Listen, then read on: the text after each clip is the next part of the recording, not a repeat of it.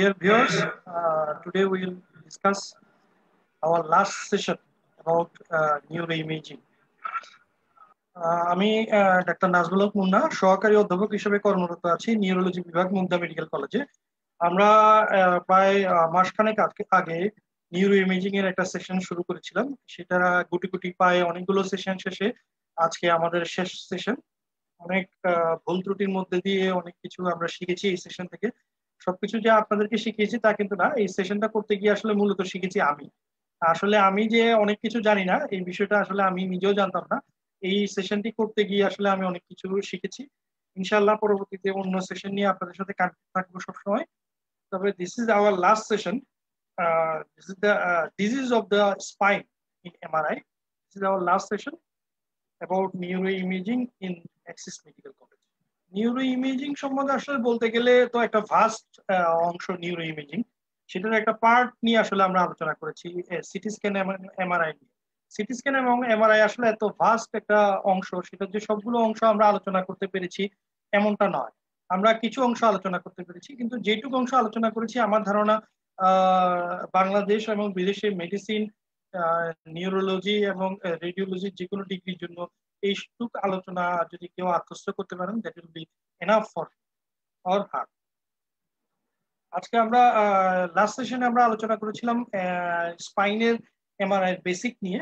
স্পাইনের MRI basic নিয়ে আমরা যে আলোচনা করেছিলাম, এইটা থেকে আমরা যদি কিছুটা ধারণা রাখতে পারি তাহলে আজকের সেশনটা আমাদের জন্য একটু খুব ইজি হবে। আজকে আমরা একটা সেশনেই স্পাইনের যত ডিজিজ আছে সবকিছু জানার চেষ্টা করব। যেহেতু আমরা স্পাইনের এমআরআই বেসিকটা জানি, সুতরাং এই সেশনটা আমাদের জন্য খুব ইজি হবে এবং খুব ইন্টারেস্টিং হবে। খুব একটা বেশি ডিফিকাল্ট হবে না। স্পাইনের আসলে বেসিকটা বোঝাটা খুব ডিফিকাল্ট। স্পাইনের এমআরআই কিন্তু বেসিকটা ব্রেইনের এমআরআই এর মতো ইজি না, একটু ডিফিকাল্ট। বিশেষ করে এক্সিয়াল সেকশনটা খুব ডিফিকাল্ট। স্পাইনের এমআরআই যে বেসিকটা আমি পড়িয়েছি সেটা কিন্তু আসলে বইয়ের মতো পড়িয়েছি, আমি আমার মতো পড়িয়েছি সবাইকে ইজি করার জন্য। যেমন আমরা কয়েকটা কথা বলেছি যে স্পাইনের এমআরআই দুইটা সেকশন, একটা সেরিব্রাল সেকশন আর একটা axial section. That is not true for everything. স্পাইনের এমআরআই কিন্তু করোনাল সেকশনও করা যায়, কিন্তু এটা খুব রেয়ারলি ইউজ হয়, সেই জন্য আমরা এটা উল্লেখ করতে চাই। সেরকম আমরা বলেছি যে স্পাইনের এমআরআই আমরা শুধু T1 T2 এন্ড কন্ট্রাস্ট তিনটে সিকোয়েন্স পাই, কিন্তু স্পাইনের এমআরআই কিন্তু বাকি সিকোয়েন্স গুলো করা হয় বিশেষ বিশেষ রোগের ক্ষেত্রে। কিন্তু সেগুলো আসলে আমরা যে লেভেলে পড়াশোনা করি সেই লেভেলে অত গভীর পর্যন্ত জানার প্রয়োজন নেই। এই জন্য আমি বেসিক এইগুলো আলোচনা করি। আমরা যে সেশন গুলো নিচ্ছি এটা হচ্ছে একটা ইন্টারেক্টিভ সেশন, এখানে কোনো কথা কিন্তু বই হিসাবে মনে করা যাবে না। এটা আমাদের বোঝার সুবিধার্থে আমরা কনসাইজ একটা ফর্মে আপনাদের সাথে ডিসকাস করি, যাতে আপনাদের জন্য বোঝাটা খুব সহজ হয়। কিন্তু গভীরে জানতে হলে আপনাদের you have to go through the books that are written about the neuro imaging. So let's start disease of the spine in MRI. MRI তে স্পাইনের ডিজিজ বলতে গেলে প্রথম যে রোগের কথা আসে সেটা হচ্ছে প্রোলাপস ইন্টারভার্টিব্রাল ডিস্ক বা ডিস্ক হার্নিয়েশন। ডিস্ক হার্নিয়েশন আসলে এমআরআই স্পাইনের একটা মানে প্রথম যে রোগ বা এমআরআই স্পাইন করা হয়, এটা ধারণা করলে প্রথমেই ধারণা করা হয় যে তার মধ্যে ডিস্ক প্রোট্রুশন। ডিস্ক প্রোট্রুশন সম্বন্ধে আমাদেরকে বুঝতে হলে প্রথম ডিস্ক সম্বন্ধে একটু অ্যানাটমি, একটু ফিজিওলজি জানতে হবে। ডিস্ক ডিসপ্লেসমেন্ট বলতে আমরা কি বুঝি? ডিস্ক এলডারলি পার্সনদের নর্মালি একটু ডিসপ্লেস হতে পারে, নর্মাল যে কন্ট্রোল আছে। ডিস্ক ডিসপ্লেসমেন্ট তাকেই বলবে যদি সে ডিসপ্লেসমেন্টটা 25%-এর বেশি, তার সার্কামফারেন্সের বেশি হার্নিয়েশন হয়। যদি 25%-এর কম তার সার্কামফারেন্সের কম বালজিং হয়, সেটাকে ডিস্ক বাল্ব বলা হবে, which is a normal findings in elderly population। এই কথাটা কিন্তু সবাইকে বুঝতে হবে। অনেক সময় একটু একটু ডিস্ক বালজিং থাকে, আমরা দেখি যে আমাদের মতো মেডিসিন বিশেষজ্ঞ বা নিউরোলজিস্ট বা অর্থোপেডিশিয়ানরা রোগীদেরকে বলে যে আপনার তো ডিস্ক নড়ে গিয়েছে, খুব খারাপ অবস্থা, বা রোগীর অনেক বড় রোগ আছে। বা আরেকটা কথা বলি, যেমন রোগীরা কিন্তু খুব মনোযোগ দিয়ে এমআরআই ফাইন্ডিংস পড়ে, এমআরআই রিপোর্ট পড়ে। একটা এমআরআই রিপোর্টে বললো যে ডিস্ক বাল্জ আছে, রোগী তো খুব চিন্তিত হয়ে গেল যে ডিস্ক বাল্জ তার মধ্যে খুব বড় রকম রোগ। আসলে হয়তো তার mechanical back pain. Disc bulge is a normal findings after 45 to 50 years. That means that less than 25% of circumference bulging হয়েছে। যদি more than 25% bulging হয়, that is disc herniation। এই কথাটা আমাদেরকে জানতে হবে। ডিস্ক বালজিং এল্ডারলি পপুলেশন একটা normal phenomenon, বা যারা খুব কায়িক পরিশ্রম করে তাদের জন্য এটা একটা normal phenomenon. Necessarily disc bulging এর জন্য কোনো সিমটম সাধারণত হয় না। আমরা জানি যে ইন্টারভার্টিব্রাল ডিস্ক গুলো আমাদের ইন্টারভার্টিব্রাল ফোরামেন বরাবর থাকে, এবং ইন্টারভার্টিব্রাল ফোরামেন দিয়ে আমাদের স্পাইনাল নার্ভ গুলো বের হয়ে যায়। সুতরাং এই disc herniation most common cause of nerve root compression.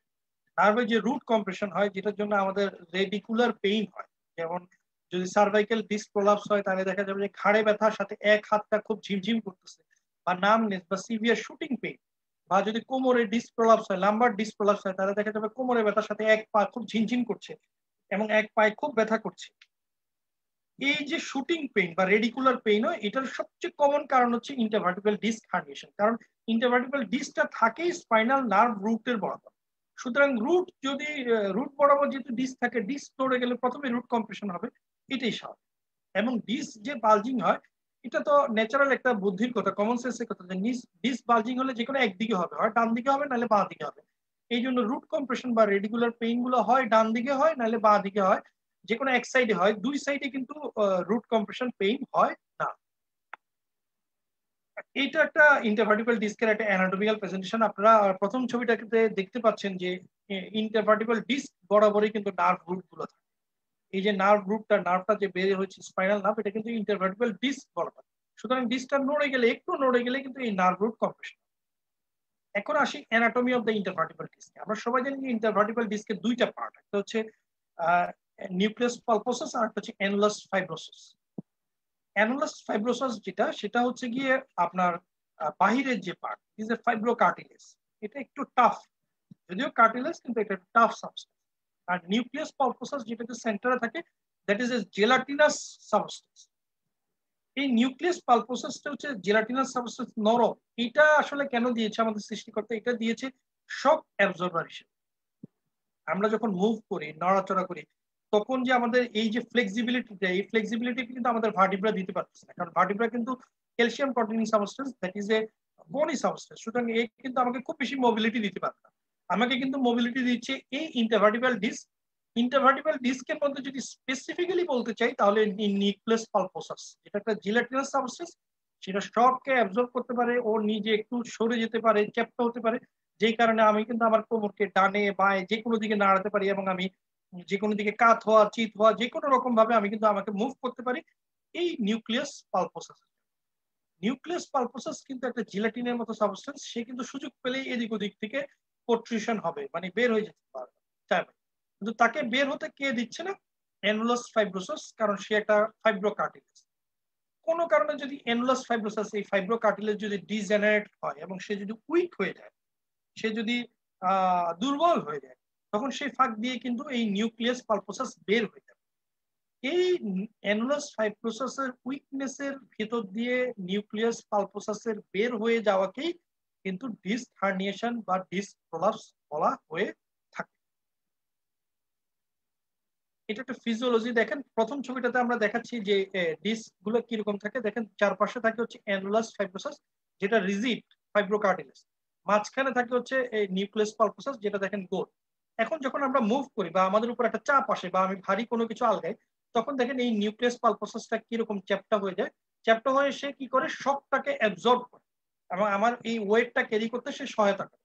কারণ সে জিলেটিনাস সাবস্টেন্স, সে কিন্তু চ্যাপ্টা হতে পারে, ডানে যেতে পারে, বাঁয়ে যেতে পারে, তার একটা সে স্মুথ সাবস্টেন্স, তার শক অ্যাবজর্বিং ক্যাপাসিটি আছে। এখন দেখেন কোনো কারণে যদি আপনার অ্যানুলাস ফাইব্রোসাসটা উইক হয়ে যায়, তখন কি করবে? এই নিউক্লিয়াস পালপোসাসটা এমনিতেই নরম, সে শক পেলেই তো নড়ে যেতে চায়। সে যদি ফাইব্রোকার্টিলেজের উইকনেস পায়, সেই উইকনেস দিয়ে সে প্রট্রুশন হয়। যেমন এই রুগী দেখেন, এই নিউক্লিয়াস পালপোসাসটা অ্যানুলাস ফাইব্রোসাসের একটা ফাঁকা পেয়েছে, ওই ফাঁকা দিয়ে সে বের হয়েছে। কোন দিকে বের হয়েছে? বাঁ দিকে বের হয়েছে। এই বাঁ দিকে বের হয়ে সে কি করলো, বাঁ দিকে যে স্পাইনাল লাফটা ইন্টারভার্টিব্রাল ফোরামেন দিয়ে বের হচ্ছে, ওকে সে চাপ দিয়ে দিল। এই স্পাইনাল নার্ভটা যদি সার্ভাইকেল রিজনে হয়, তাহলে তার দেখা যাবে ঘাড়ে ব্যথার সাথে বাঁ হাতে ঝিনঝিন করতেছে, বাঁ হাতে পেইন করতেছে, যেটাকে আমরা রুট পেইন বা রেডিকুলার পেইন। আর এই ডিসপ্লসটা যদি লাম্বার রিজনে হয়, দেখা যাবে তার কোমরে ব্যথার সাথে তার বাঁ পায়ে শুটিং পেইন, এবং বাঁ পায়ে ঝিনঝিন, অবশ হয়ে যাচ্ছে, এইটা হচ্ছে। তাহলে এটা কেন হচ্ছে? ডিস্ক প্রলাপসের জন্য হচ্ছে। ডিস্ক প্রলাপস কেন হচ্ছে? নিউক্লিয়াস পালপোসাসটা অ্যানুলাস ফাইব্রোসিসের উইকনেসের মধ্যে দিয়ে সে নিউক্লিয়াস পালপোসাসটা হার্নিয়েট করেছে। এই যে ডিস্ক প্রলাপস করে বা স্লিপ ডিস্ক বা ডিস্ক হার্নিয়েশন, এটা কয় টাইপ হয়? এটা আসলে মূলত 3 টাইপ আছে। প্রথম যেটা, এটাকে ডিস্ক বালজিং বলে বা ডিস্ক ডিজেনারেশন বলে, যেটা প্রথম টাইপ দেখেন আপনারা দেখছেন। ডিস্ক বালজিং বা ডিস্ক জেনারেশন এটা এল্ডারলি পিপলের কিন্তু একদম নর্মাল ফাইন্ডিংস, বা যারা হেভি ওয়েট লিফট করে, যেমন শ্রমিক শ্রেণীর লোক বা ওয়েট লিফটিং করে বা অ্যাথলেট, তাদের ক্ষেত্রে কিন্তু ডিস্ক বালজিং নর্মালি থাকে। কিন্তু এই যে দেখেন, এই রুগীর ডিস্কটা একটু বালজ একটু বের হয়ে যাচ্ছে, কিন্তু এটা রোগ না, কারণ এটা 25% কম। সুতরাং ডিস্ক ডিজেনারেশন বা ডিস্ক বালজিং, যেটা হচ্ছে first stage, it may B A normal findings in case of elderly people. Second যেটা, এটা হচ্ছে ডিস্ক প্রলাপস। ডিস্ক প্রলাপস কোনটা বলবো? সেটা হচ্ছে কি আপনার নিউক্লিয়াস পালপোসাসটা বের হয়ে গেছে, কিন্তু এইটা অ্যানুলাস ফাইব্রোসিসের যে মার্জিন আছে, মার্জিনটাকে ক্রস করেনি, মার্জিনের ভেতরেই সে আছে, এটাকে বলে প্রলাপস। এটা হচ্ছে গ্রেড 2। তাহলে প্রলাপসটা কি জিনিস একটু দেখেন। নিউক্লিয়াস পালপোসাসটা বের হয়েছে, কিন্তু সে অ্যানুলাস ফাইব্রোসিসের যে মার্জিন আছে, মার্জিনকে ক্রস করেনি, এটা হচ্ছে গ্রেড 2, এটাকে বলে প্রলাপস। থার্ড হচ্ছে এক্সট্রুশন। কখন আমরা এক্সট্রুশন বলবো? যখন অ্যানুলাস ফাইব্রোসাসের যে মার্জিন, এই মার্জিনকে ক্রস করে নিউক্লিয়াস পালপোসাস আরো বের হয়ে যাবে, এটাকে বলে এক্সট্রুশন। এটা একটু সিভিয়ার। এখানে অ্যানুলাস ফাইব্রোসাসের যে মার্জিন আছে, এটা ভেঙে গেছে, ভেঙে নিউক্লিয়াস পালপোসাস ডিস্কের বাউন্ডারি ভেদ করে বাইরে চলে এসেছে, এটাকে বলে extrusion, which is grade 3। Last হচ্ছে গ্রেড 4 বা সিকুয়েস্ট্রেশন, which is devastating। সেখানে কি হয়, নিউক্লিয়াস পালপোসাস তো মার্জিন ক্রস করেছে, সেখানে নিউক্লিয়াস পালপোসাস তার অরিজিনাল বডি থেকে সেপারেটেড হয়ে গেছে, মানে আলাদা হয়ে গেছে, একদম আলাদা আলাদা হয়ে গেছে। দেখেন, মানে সে বাউন্ডারিও ক্রস করেছে এবং সে কোনো কন্টিনিউশন নেই, সে আলাদা আলাদা হয়ে গেছে, সে সেপারেটেড হয়ে গেছে। এই যে আলাদা হয়ে যাওয়া বা সেপারেটেড হয়ে যাওয়া, that is called grade 4, it is called sequestration. তাহলে স্টেজ 1 হচ্ছে ডিস্ক ডিজেনারেশন বা ডিস্ক বালজিং, স্টেজ 2 হচ্ছে ডিস্ক প্রলাপস, স্টেজ 3 হচ্ছে এক্সট্রুশন, স্টেজ 4 হচ্ছে সিকুয়েস্ট্রেশন। এগুলো কিন্তু গ্রেডিং। আপনি একটা প্রলাপসের রোগী হয়তো মেডিকেল ম্যানেজমেন্টে ভালো হতে পারে, কিন্তু একটা সিকুয়েস্ট্রেশনের রোগী কিন্তু মেডিকেল ম্যানেজমেন্টে ভালো হওয়ার খুব সম্ভাবনা কম। এই রোগীকে কিন্তু আর্জেন্ট নিউরোসার্জারিতে রেফার করতে হবে বা অর্থোপেডিক সার্জনের কাছে রেফার করতে হবে। তারা যদি আর্জেন্ট সার্জারি করে, তাহলে তো রোগী একদম কমপ্লিট ভালো হয়ে যাবে।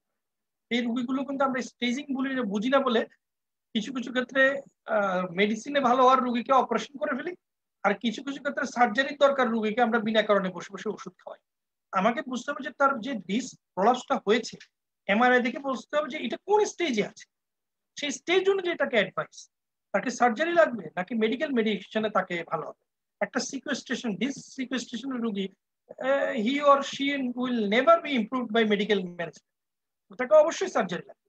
আর একটা মাইল্ড ডিস্ক প্রলাপসের রোগী, তাকে হয়তো মেডিকেল ম্যানেজমেন্টে ভালো হতে পারে। আর একটা ডিস্ক বালজিং আছে বা ডিস্ক ডিজেনারেশন আছে, তাকে আপনি ভয় লাগাই দিলেন, তাকে অথচ কোনো ম্যানেজমেন্টেরই দরকার নেই, তাকে শুধু এইটুকু বললেই হয় যে আপনার ডিস্ক গুলো একটু ক্ষয় গিয়েছে, আপনি ক্যালসিয়াম কন্টেনিং ফুড খান আর বেশি ওয়েট লিফটিং করেন।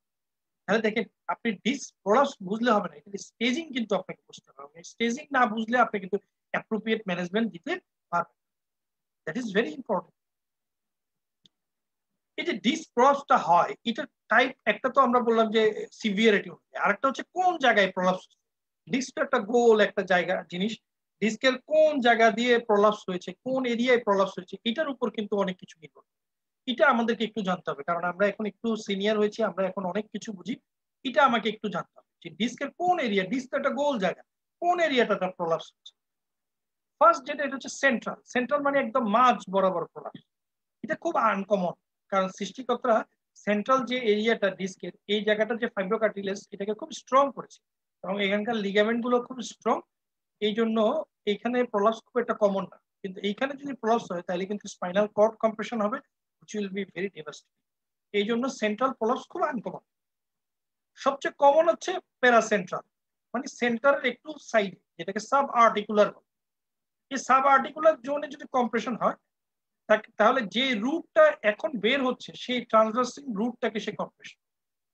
তাহলে এই প্যারাসেন্ট্রাল বা সাব আর্টিকুলার ডিস্ক প্রলাপস সবচেয়ে কমন, কারণ এই জায়গাটায় পোস্টেরিয়র লংগিটিউডিনাল লিগামেন্ট, যে লিগামেন্টটা থাকে এটা খুব উইক থাকে এই জায়গাটায়। এই জন্য এই জায়গাটা দিয়ে নিউক্লিয়াস পালপোসাস অ্যানুলাস ফাইব্রোসাসকে ভেদ করে সবচেয়ে বেশি কমনলি আসে।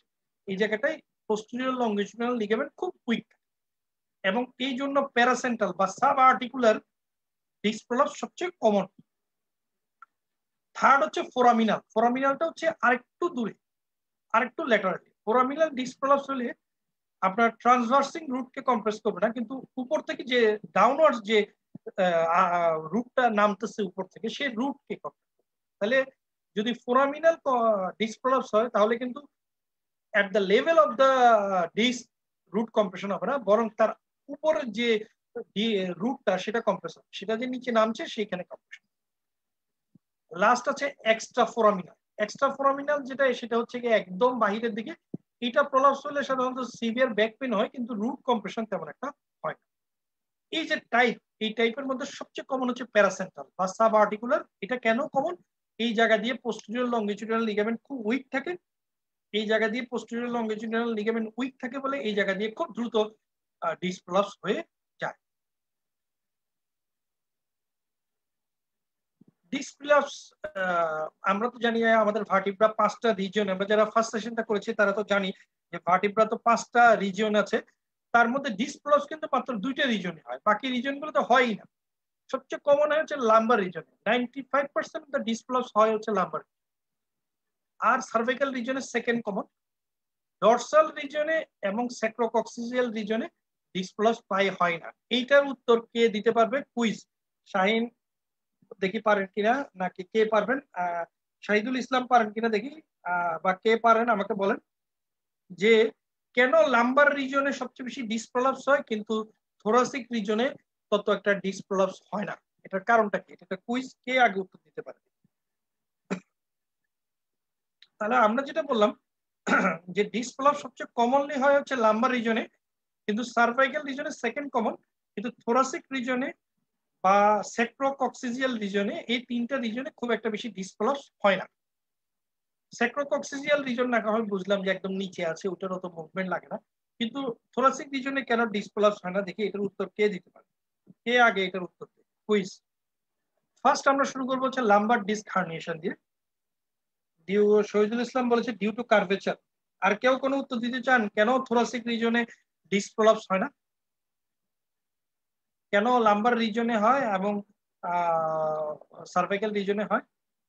আর কেউ যদি উত্তর দিতে না পারেন তাহলে আমি উত্তরটা দিয়ে দিচ্ছি। দেখেন আমাদের লাম্বার রিজনের কতগুলো মুভমেন্ট, আমাদের লাম্বার রিজনে কিন্তু অনেকগুলো movement, forward bending, backward bending, circumflexion, ডান দিকে ঘুরি, বাঁ দিকে ঘুরি, কত রকম মুভমেন্ট। সার্ভাইকাল রিজনের কিন্তু অনেকগুলো মুভমেন্ট, কিন্তু থোরাসিক রিজনের আমাদের কোনো মুভমেন্ট আছে? এবং থোরাসিক রিজনের তেমন কোনো মুভমেন্টের আমাদের প্রয়োজন হয়? থোরাসিক রিজনে কিন্তু আমাদের তেমন কোনো মুভমেন্টের প্রয়োজন হয় না। দেখেন আপনি আপনার থোরাসিক রিজন আপনি কতটা ব্যান্ড করেন, কতটা ঘুরেন, তেমন কোনো মুভমেন্টের প্রয়োজন হয়। যেহেতু থোরাসিক রিজনের তেমন কোনো মুভমেন্ট হয় না, শায়লা পারভিন, হ্যাঁ শায়লা পারভিন এক্সাক্ট সঠিক উত্তর শায়লা পারভিন দিয়েছে, এবং শুভাংশু ব্যানার্জি আপনি সঠিক উত্তর দিয়েছেন, কিন্তু শহীদুল ইসলাম সবচেয়ে ইন্টেলিজেন্ট পার্সন তো সঠিক উত্তর দেয়। শহীদুল ইসলাম এরপর থেকে আপনি সঠিক উত্তর দিবেন। থোরাসিক রিজনের তেমন কোনো মুভমেন্ট নাই, মুভমেন্ট নাই বলে ডিস্ক প্রলাপস হয় না, কিন্তু লাম্বার রিজনের সবচেয়ে বেশি মুভমেন্ট, সেই জন্য লাম্বার রিজনের ডিস্ক প্রলাপস বেশি। সার্ভাইকাল রিজনের এর চেয়ে কম মুভমেন্ট, এই জন্য সার্ভাইকাল রিজনের ডিস্ক প্রলাপস কম। এছাড়াও আরো অনেক কারণ আছে। থোরাসিক রিজনে যে আমাদের ভার্টিব্রা গুলো আছে, ভার্টিব্রা এবং ইন্টারভার্টিব্রাল ডিস্ক গুলো রিজিড এবং লিগামেন্ট গুলো খুব টাফ এবং ফাইব্রাস, এইগুলাও একটা কারণ। কিন্তু সবচেয়ে গুরুত্বপূর্ণ কারণ হচ্ছে থোরাসিক রিজনে তেমন কোনো মুভমেন্ট। আপনি দেখেন যে আপনার বুককে কি আপনি খুব বেশি মুভ করাতে পারেন, কিন্তু আপনার ঘাড় এবং কোমরকে কিন্তু আপনি অনেক মুভ করাতে পারেন। তো এত কথার মূল কথা হচ্ছে লাম্বার ডিস্ক প্রলাপস সবচেয়ে কমন। সবচেয়ে কমন হচ্ছে L4 L5 যে ডিস্কটা আছে সেটাই সবচেয়ে কমনলি ডিস্ক প্রলাপস হচ্ছে, এবং L5 S1 হচ্ছে সেকেন্ড কমন। তবে সবচেয়ে কমন হচ্ছে লাম্বার 4 লাম্বার 5 ডিস্ক প্রলাপস। আপনাকে যদি একটা লাম্বার রিজনের এমআরআই দেয় এবং বলে যে এটার মধ্যে ডিস্ক প্রলাপস আছে, আপনি সবচেয়ে প্রথমে খুঁজবেন লাম্বার 4 এবং 5 ডিস্ক, সেকেন্ড খুঁজবেন নাম্বার 5 এবং S1 কে, বাকিগুলোকে অত খোঁজার দরকার নেই কারণ বাকিগুলোতে ডিস্ক প্রলাপস খুব কম হয়। তাহলে আমরা দেখি, আগে আমরা একটু অ্যানাটমিটা বুঝি, এটা আমরা ফার্স্ট সেশনে পড়িয়েছি, তারপরে একটু দেখি আমাদেরকে কিন্তু দেখে বলে দিতে হবে যে কোনটা নাম্বার 1 ভার্টিব্রা কোনটা নাম্বার 2 ভার্টিব্রা, আমাদেরকে দেখে বুঝিয়ে দিতে হবে।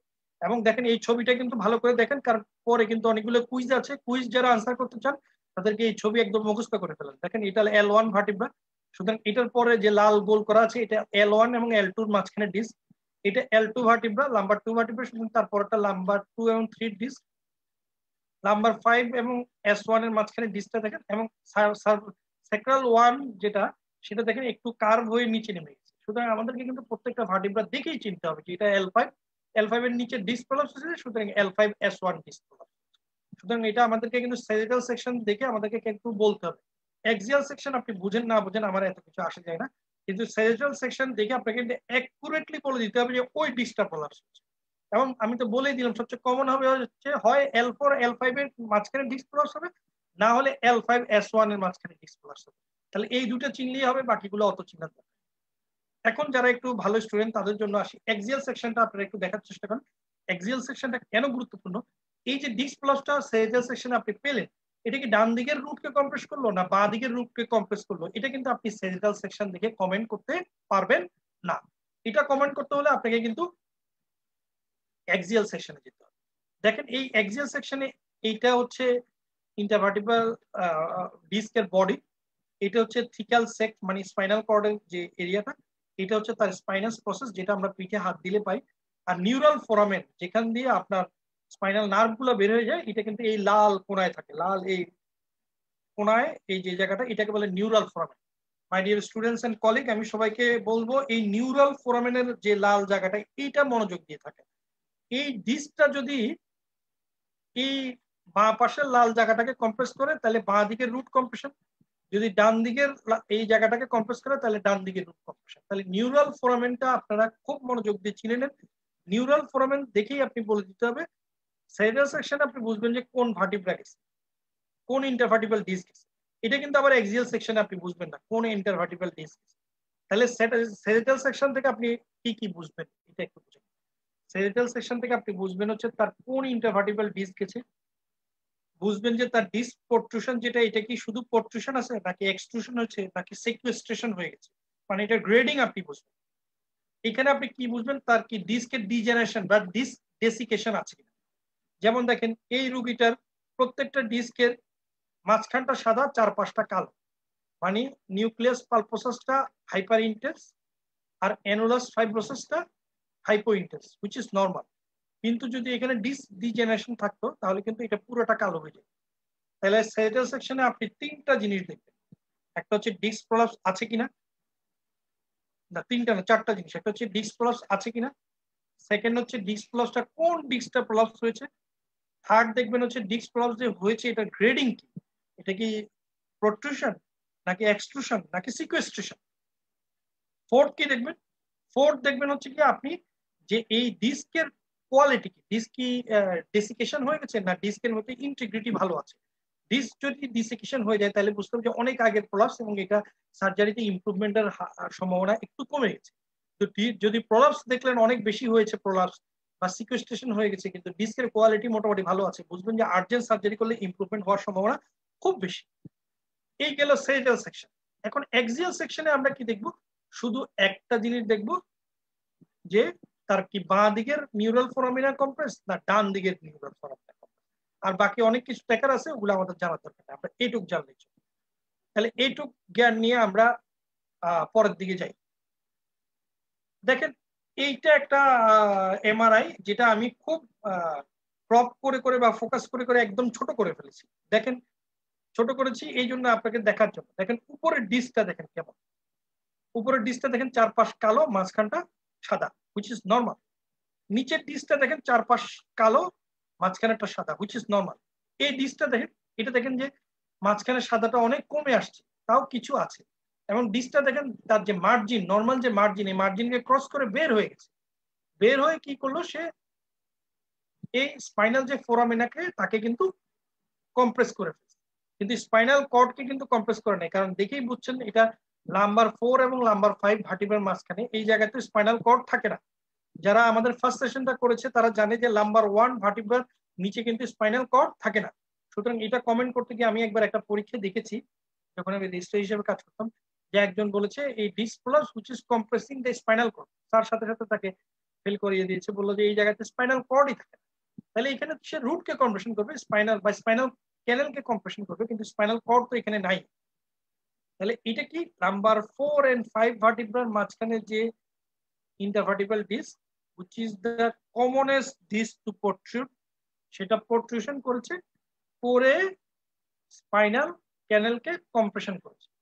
এখন দেখেন আমাকে যদি বলে বাকিগুলো কমেন্ট করতে, আমি কমেন্ট করবো যে এখানে mild to moderate disk desiccation আছে, কিন্তু সিভিয়ার না, কারণ মাঝখানে আমি একটা সাদা দাগ এখনো দেখতে পাচ্ছি। সুতরাং মাইল্ড টু মডারেট ডেসিকেশন হয়েছে, তার মানে এই যে প্রোট্রুশনটা তার হয়েছে এইটা মাত্র হয়েছে, খুব বেশি না। সেকেন্ড যদি আমাকে বলে যে এই যে প্রলাপসটা হয়েছে এটা কি প্রোট্রুশন না এক্সট্রুশন, আমি বলবো যে এটা এক্সট্রুশন। কেন? কারণ দেখেন অ্যানুলাস ফাইব্রোসিসের যে মার্জিনকে ক্রস করে কিন্তু সে বের হয়ে গেছে, which is গ্রেড 3। তাহলে আমরা বলবো যে গ্রেড 3 এক্সট্রুশন, এবং ডিস্ক যে ডেসিকেশন হয়েছে এটা মডারেট, এবং নাম্বার 4 and 5 ভার্টিব্রাল মাঝখানে ইন্টারভার্টিব্রাল ডিস্কটা প্রলাপস হয়েছে। তারপর যদি বলে যে কোন নার্ভ রুটটাকে ডান দিকে না বাঁ দিকের নার্ভ রুটটাকে কম্প্রেস করেছে, আমি বলবো যে স্যার এটা তো আমি বলতে পারলাম না, আমাকে এক্সিয়াল সেকশন দেন, তাহলে আমি বলতে পারবো। স্যার আপনাকে sir will give you honours mark, আমি আপনাকে বলে দিলাম যদি আপনি এইভাবে উত্তর দিতে পারেন যে I need the axial section to comment about the side of the root compression. Second আমরা দেখি L5S1 এর মাঝখানে কম্প্রেশন, যেটা হচ্ছে সেকেন্ড কমনেস্ট। L4 L5 এর কম্প্রেশনটা হচ্ছে ফার্স্ট কমনেস্ট, এখানে L5S1 দেখেন এই জায়গায় ডেসিকেশনটা আরো বেশি, আরো কালো হয়ে গেছে, এবং নোডে গিয়ে এখানে দেখেন রুট গুলোকে একদম কম্প্রেস করে স্পাইনাল ক্যানেল পর্যন্ত সে চলে আসছে। L5S1 এর মাঝখানে ডিস্ক ক্রস, এটা সেকেন্ড কমনেস্ট। এইটা একটা এক্সিয়াল সেকশন, আমি সবাইকে বলবো যে একটু মনোযোগ দেওয়ার জন্য। এটা আসলে সবাই খুব ভয় পায়, কিন্তু আসলে খুব ইজি, খুব ইজি। আপনারা সবাই একটু মনোযোগ দিই, তাহলে আমরা বুঝে যাবো যে কোন পাশে ডিস্ক প্রলাপস। এই কমেন্টটা আমরা করতে পারি না বলে আমরা মনে করি যে এটা আমরা হয়তো পারবো না, নিউরোসার্জনটা পারবে, বা হয়তো অর্থোপেডিক সার্জনটা পারবে, বা রেডিওলজিস্টটা পারবে, আমরা পারবো না। আসলে বেসিক্যালি এটা খুব ইজি, আপনি একটু দেখেন। ফার্স্ট ছবিটা হচ্ছে নর্মাল একটা এমআরআই, দেখেন এখানে পিছেরটা হচ্ছে ভার্টিব্রাল বডি, এটা হচ্ছে কি আপনার স্পাইনাল ক্যানেল, যেটা যেখানে স্পাইনাল কর্ড হোক অথবা রুট হোক, যেটা এখানে থাকে। যেহেতু এটা লাম্বার সেকশনে, সেখানে এখানে তো স্পাইনাল কর্ড থাকবে না, এটা হচ্ছে স্পাইনাস প্রসেস। আর এই যে এই জায়গায় দেখেন দুইটা কোনা দেখা যাচ্ছে, এটা হচ্ছে নিউরাল ফোরামিনা, যেখান দিয়ে নার্ভ রুট গুলো বের হয়ে যাচ্ছে। সেকেন্ড ছবিটা আমরা একটু দেখি, সেকেন্ড ছবিটা দেখলে আমরা বুঝবো যে সেন্ট্রাল ডিস্ক হার্নিয়েশন এই সেন্ট্রালি প্রোট্রুশন হয়, আর প্যারাসেন্ট্রাল যেটা বলছি সবচেয়ে কমন, এখানে কিন্তু নিউরাল ফোরামিনাল ডিস্ক বাল্জ হয়, তার নিচে ল্যাটারালি গেলে ফোরামিনাল, তার ল্যাটারালি গেলে ফার ল্যাটারাল বা এক্সট্রা ফোরাম। এই যে দেখেন এই রুগীর মডারেট প্যারাসেন্ট্রালটা আমরা বলেছি সি, সি ছবিটাতে সবাই যান, দেখেন তার মডারেট প্যারাসেন্ট্রাল ডিস্ক হার্নিয়েশন আছে, এবং কোন দিকে লেফট সাইডে, দেখেন লেফট সাইডে তার ডিস্কটা একটু নড়ে গেছে। এবার দেখেন পরের ছবিটা ডি ছবিটাতে দেখেন তার সিভিয়ার, দেখেন অনেকটুকু নড়ে গেছে, এবং লেফট সাইডের নিউরাল ফোরামিনাকে একদম কম্প্রেস করে রাখছে, কোন দিকের? বাঁ দিকের। তাহলে এই এক্সিয়াল সেকশনের নলেজটা নিয়ে আমরা সামনে কিন্তু কমেন্ট করার চেষ্টা করব যে কোন দিকের গেছে। আপনারা ডি ছবিটা একটু মনোযোগ দিয়ে দেখেন, সবাইকে আবার একটু আহ্বান জানাচ্ছি। ডি ছবিটা দেখেন তার ইন্টারভার্টিব্রাল ডিস্ক যেটা, সবাই একবার এ ছবিটা দেখেন আর আরেকবার ডি ছবিটা দেখেন। এই ছবিটাতে দেখেন তার নিউরাল ফোরামিনা গুলো কি সুন্দর দেখা যাচ্ছে, এবং ইন্টারভার্টিব্রাল ডিস্কের মার্জিন গুলো দেখেন কি সুন্দর দেখা যাচ্ছে, ডিস্কের কোনো বালজিং টালজিং নেই। এবার ডি ছবিটাতে আসেন, দেখেন তার ডান দিকে ইন্টারভার্টিব্রাল ফোরামেন এবং ইন্টারভার্টিব্রাল ফোরামেন দিয়ে যে নার্ভ রুট গেছে এটা দেখা যাচ্ছে, কিন্তু বাঁ দিকেরটা কিন্তু দেখা যাচ্ছে না, বরং ডিস্কটা মনে হচ্ছে একদম প্রোট্রুশন হয়ে বাঁ দিকের পুরো জায়গাটাকে চেপে ধরছে। তাহলে it is a left sided paracentral disc herniation. এটা বোঝা গেল কিনা সবাই দেখেন, এটার উপর নির্ভর করে আপনাকে কমেন্ট করতে হবে যে রাইট সাইডের ডিস্ক প্রোট্রুশন না লেফট সাইডের ডিস্ক প্রোট্রুশন। সবাই এ ছবিটা একবার দেখেন আর ডি ছবিটা একবার দেখেন, তাহলে আর আমার মনে হয় কোনো ব্যাপার না। ডি তে সিভিয়ার লেফট সাইডের ডিস্ক প্রোট্রুশন।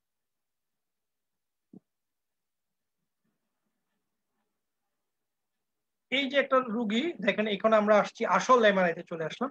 দেখেন তার L5S1 এর মাঝখানে ডিস্ক প্রলাপস হয়েছে, এখানে আমি মেজার করে বললাম যে তার ডিসটা শুধুমাত্র প্রোট্রুশন হয়েছে, কোনো এক্সট্রুশন বা সিকুয়েস্ট্রেশন না, অল্প একটু প্রলাপস হয়েছে।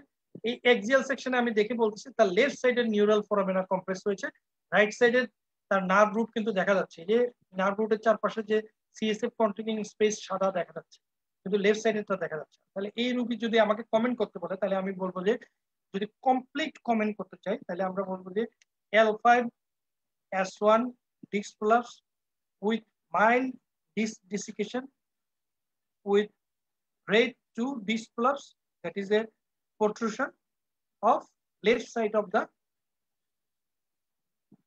spinal nerve. কোন নার্ভ? L5S1 এর মাঝখান দিয়ে কোন নার্ভ যায়?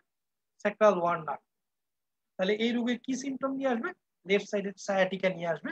যদি সিভিয়ার কম্প্রেশন হয় তাহলে কিন্তু অনেক সময় ফুট ড্রপ হয়ে যেতে পারে, কারণ আমরা জানি যে যে আমাদের ফুটের যে ডরসিফ্লেকশন করে সেটা করে হচ্ছে ডিপ পেরিনিয়াল নার্ভ, সেটা সবচেয়ে বড় রুট কিন্তু S1 রুট। সুতরাং এই রোগীর ক্ষেত্রে কি হবে? সায়াটিকা নিয়ে আসবে। যদি বেশি কম্প্রেশন হয় তাহলে কিন্তু ফুট ড্রপ। তাহলে এতগুলো কথা আমি কিন্তু এই এমআরআই দেখে একদম মুখস্থ বলে ফেলতে পারবো, যদি আমার ক্লিনিক্যাল নলেজ এবং এমআরআই নলেজ একসাথে। এখন আসছে কুইজ, দেখি শহীদুল ইসলাম কমেন্ট করতে পারে কিনা, শুভাংশু চক্রবর্তী, সবাই রেডি হন। এই রোগীর এমআরআই দিলাম আপনাদেরকে, আপনারা তিনটা জিনিস আমাকে বলবেন যে কোন ডিস্ক প্রলাপস হয়েছে, কোন সাইডের ডিস্ক প্রলাপস হয়েছে। কে আগে উত্তর দিতে পারে? কোন ডিস্ক প্রলাপস হয়েছে, কোন সাইডের ডিস্ক প্রলাপস হয়েছে, আর সাথে যদি বলতে পারেন যে গ্রেডিং বলতে পারেন, ডিস্ক ডেসিকেশন কেমন, তাহলে তো আরো ভালো। কিন্তু ন্যূনতম দুইটা বললে আমি খুশি, যে কোন ডিস্কটা প্রলাপস হয়েছে আর কোন সাইডের নার্ভ রুট কম্প্রেশন, ডান দিকের না বাদ, এই দুইটা বলতেই হবে, যে কোন ডিস্ক প্রলাপস হয়েছে এবং কোন দিকের নার্ভ রুট কম্প্রেশন হয়েছে, ডান দিকের না বাঁ দিকের। কে আগে উত্তর দিতে পারে দেখি?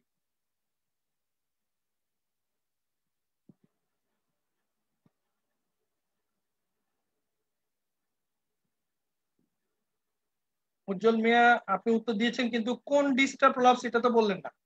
ডাক্তার উজ্জ্বল মিয়া, আপনি উত্তর দিয়েছেন, কিন্তু কোন ডিস্কটা প্রলাপস? এক্স্যাক্টলি ডাক্তার উজ্জ্বল মিয়া, আপনি একদম পারফেক্ট উত্তর দিয়েছেন। আপনি ফার্স্ট, শহীদুল ইসলাম একটু দেরি করে ফেলেছেন, কিন্তু শহীদুল ইসলামও ঠিক উত্তর দিয়েছেন। L5S1 ডিস্ক প্রলাপস হয়েছে এবং রাইট সাইডের রুট কম্প্রেশন হয়েছে। এবার দেখি কেউ কমেন্ট করেন তো, যে এখানে যে ডিস্ক প্রলাপসটা হয়েছে এটা কি প্রোট্রুশন না এক্সট্রুশন না সিকোয়েস্ট্রেশন, এটা কে বলতে পারে? আর এখানে যে ডিস্ক ডেসিকেশন আছে, এটা কি সিভিয়ার না মডারেট না মাইল্ড, কে বলতে পারে?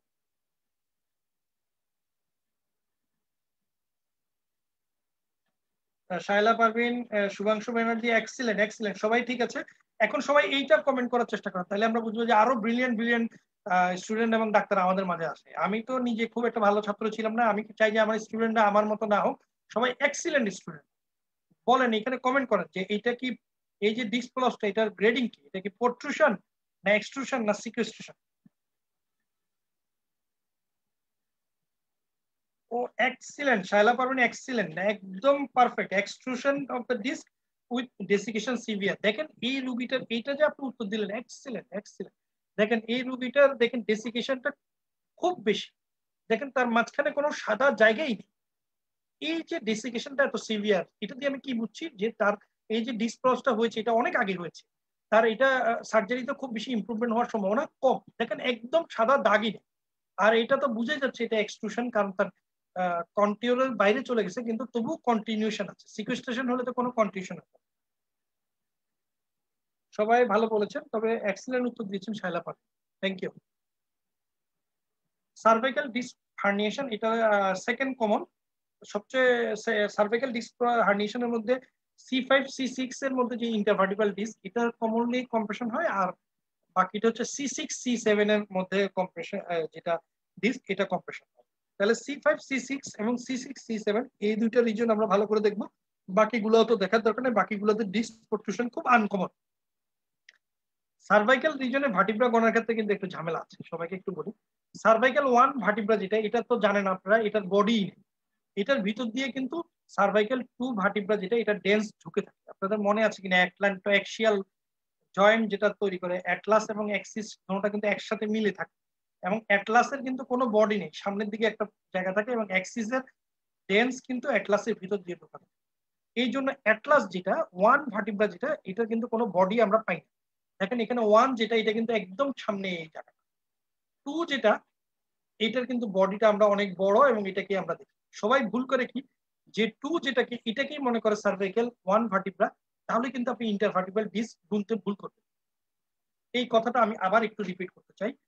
সার্ভাইকাল ভার্টিব্রা গুণের ক্ষেত্রে আমাদের সবাই মনে আছে কিনা সার্ভাইকাল 1 ভার্টিব্রার কিন্তু কোনো বডি নেই, ওর ভিতর দিয়ে কিন্তু সার্ভাইকাল 2 বা অ্যাক্সিসের টেন্স যেটা এটা ঢুকে থাকে, অ্যাক্সিস এবং অ্যাটলাস দুটোটা কিন্তু একসাথে মিলে থাকে। এই জন্য সার্ভাইকাল 1 ভার্টিব্রা আমরা যখন সেরেটাল সেকশন করি, সার্ভাইকাল 1 ভার্টিব্রা কিন্তু আমরা অত ভালো দেখি না। একদম উপরে যেটা 1 লেখা এটা কিন্তু সার্ভাইকাল ভার্টিব্রাল এন্টেরিয়র পোর্শন, যেটাকে আমরা প্রথম ভার্টিব্রা হিসেবে দেখি, যেটাকে আমরা মনে করবো হয়তো সার্ভাইকাল 1 ভার্টিব্রা, দ্যাট ইজ আসলে সার্ভাইকাল 2 ভার্টিব্রা। এই কথাটা বোঝা গেল কিনা, সবাই বুঝলেন কিনা? শুভাংশু ব্যানার্জি আপনি কি বুঝেছেন কিনা এই কথাটা আমাকে বলেন। শুভাংশু ব্যানার্জি প্লিজ এটা রেসপন্স করেন যে সার্ভাইকাল 2 ভার্টিব্রা যেটা এটাই আসলে প্রথম ভার্টিব্রা যেটা আমরা দেখি। সার্ভাইকাল 1 কিন্তু আমরা অত ভালো দেখি না, সার্ভাইকাল 1 একদম সামনের দিকে একটু থাকে, পরেরটা সার্ভাইকাল 3, তারপর সার্ভাইকাল 4, তারপর সার্ভাইকাল 5, সার্ভাইকাল 6, সার্ভাইকাল 7, এটা আমরা বুঝবই। থ্যাংক ইউ শুভাংশু ব্যানার্জি, আপনি রেসপন্স করেছেন, আমরা খুব খুশি হয়েছি। আপনার জন্য খুব ইন্টারেস্টিং একটা কুইজ ওয়েট করতেছে, আপনি কিন্তু খুব অ্যাটেন্টিভ হন। এখন দেখেন এই রোগীর আমরা একটু গুনি। এই ছবিটাতে প্রথম সেরেটাল সেকশন আমরা দেখি, এটা তো সার্ভাইকাল 2, এটা 3, এটা 4, এটা 5। সার্ভাইকাল 5 এন্ড 6 এর মাঝখানে যে ইন্টারভার্টিব্রাল ডিস্ক এটা প্রলাপস হয়েছে, হুইচ ইজ এ কমন, সবচেয়ে সার্ভাইকাল রিজনের যদি ডিস্ক প্রলাপস হয় সবচেয়ে কমন হচ্ছে C5 C6 এর মাঝখানে ইন্টারভার্টিব্রাল ডিস্ক। দেখেন এই ডিস্কটা প্রলাপস হয়েছে, প্রলাপস হয়ে স্পাইনাল কর্ডকে কিন্তু কম্প্রেশন করবে এখানে, কারণ এখানে কিন্তু স্পাইনাল কর্ড আছে। এবং কোন দিকে কম্প্রেশন হয়েছে? লেফট সাইডে কম্প্রেশন। যখন আমরা সার্ভাইকাল রিজনের ডিস্ক প্রলাপসে চলে আসবো তখন কিন্তু আগে চারটা কথার সাথে আমাদেরকে এডিশনাল একটা কথা বলতে হবে, সেটা হচ্ছে কর্ডের কি অবস্থা। এই কথা কিন্তু আমাকে কমেন্ট করতে হবে। কিন্তু আমরা লাম্বার ডিস্ক প্রলাপসে তো কর্ডই নেই, সুতরাং স্পাইনাল কর্ড নিয়ে আমাদেরকে কোনো কমেন্ট করতে হয়নি। কিন্তু এইখানে কর্ডের কি অবস্থা আমাকে বলতে হবে। কি বলতে হবে? কর্ডের মধ্যে কোনো সিগন্যাল চেঞ্জ আছে। সিগন্যাল চেঞ্জ মানে হচ্ছে কোনো হাইপার ইন্টেন্সিটি আছে, মানে কোনো সাদা কোনো দাগ আমি দেখতে পাচ্ছি। এইটা কি? যদি সাদা কোনো দাগ দেখেন বা হাইপার ইন্টেন্সিটি দেখেন, এটা কিন্তু সিভিয়ার কন্ডিশন। অনেক সময় দেখা যায় যে মাইল্ড ডিস্ক প্রলাপস হয়েছে, অল্প ডিস্ক প্রলাপস হয়েছে, কিন্তু কর্ডের মধ্যে একটা সাদা দাগ চলে এসেছে, যেটাকে বলে signal change in the cord বা মায়োলোমেলাসিয়া অনেকে বলে। এই সিগন্যাল চেঞ্জ মানে হচ্ছে খুব সিভিয়ার কন্ডিশন, এটা আর্জেন্ট সার্জারি বা যে কোনো। দেখেন এই রোগীর যে ডিস্ক প্রলাপস হয়েছে তার স্পাইনাল কর্ডের ওই জায়গাটা কিন্তু একটা সাদা দাগ দেখা যাচ্ছে, that is A signal change. এই সিগন্যাল চেঞ্জ মানে হচ্ছে তার কিন্তু সিভিয়ার কন্ডিশন। তাহলে সার্ভাইকাল রিজনে আমরা শুধু প্রোট্রুশন এক্সট্রুশন দিয়ে কিন্তু আমরা সিভিয়ারিটি মেজার করবো না। সার্ভাইকাল রিজনে কিন্তু আমরা স্পাইনাল কর্ডের সিগন্যাল চেঞ্জ আছে কিনা, দ্যাট ইজ ভেরি ইম্পর্টেন্ট। অনেক সময় দেখা যায় যে অনেক ডিস্ক প্রলাপস হয়ে গেছে কিন্তু স্পাইনাল কর্ডে তেমন কোনো সিগন্যাল চেঞ্জ নাই। এই রোগীদের দেখবেন যে ক্লিনিক্যাল ফিচার কম এবং এদের আউটকাম ভালো। এবং অনেক সময় দেখা যায় যে অল্প ডিস্ক প্রলাপস কিন্তু স্পাইনাল কর্ডে আপনি দেখতেছেন যে সিগন্যাল চেঞ্জ অনেক বেশি, তখন কিন্তু বুঝতে হবে যে আপনাকে এখানে তার কিন্তু সিরিয়াস কন্ডিশন। সুতরাং আমি এই রোগীরটা আমি একটু বর্ণনা দিচ্ছি, আপনারা শুনেন। পরের গুলো কিন্তু কুইজ আসতেছে, শুভাংশু ব্যানার্জি আপনাকে কিন্তু উত্তর দিতে হবে। This is a patient this patient showing C5 C6 cervical intervertebral disc prolapse with moderate disc desiccation with grade 3 extrusion of the left side of the cervical 5 spinal nerve with myelomyelasic change or spinal cord signal change। তাহলে এতগুলো কথা কিন্তু আপনাকে বলতে হবে to get the honours mark. আর যদি আপনি আমার মতো ছাত্র হন তাহলে এইটুকু বলেই শেষ যে C5 C6 এর মাঝখানে ইন্টারভার্টিব্রাল ডিস্ক প্রলাপস হয়েছে বা দিকের হয়েছে। বাবা স্যার আমি আর জানি না, আমাকে পাস নাম্বারটা দেন, আমি কোনো রকম বাসায় যাই। আর যদি কেউ শুভাংশু ব্যানার্জির মতো এক্সেলেন্ট স্টুডেন্ট হন তাহলে কিন্তু আপনাকে ওই কথাগুলো বলতে হবে যে এটা ডিস্ক ডেসিকেশন আছে মডারেট। মডারেট কেন বলছি দেখেন, তার মাঝখানে কিন্তু ফাইন একটা সাদা লাইন আছে। সবাই কিন্তু আমরা এখন কিন্তু অনেক জ্ঞানী হয়ে গেছি, একটু খেয়াল করেন। দেখেন এই ইন্টারভার্টিব্রাল ডিস্কটার মাঝখানে কিন্তু একটা সাদা লাইন আছে, সুতরাং এটা মডারেট। এবং দেখেন তার ডিস্কটা যদিও কন্টিউরের বাইরে গেছে কিন্তু তবু কন্টিনিউশন আছে, সুতরাং এটা এক্সট্রুশন এবং স্পাইনাল কর্ডে সিগন্যাল চেঞ্জ আছে, তার মানে এখানে মায়োলোমেলাসিয়া আছে। তাহলে এইটা কে উত্তর দিবে?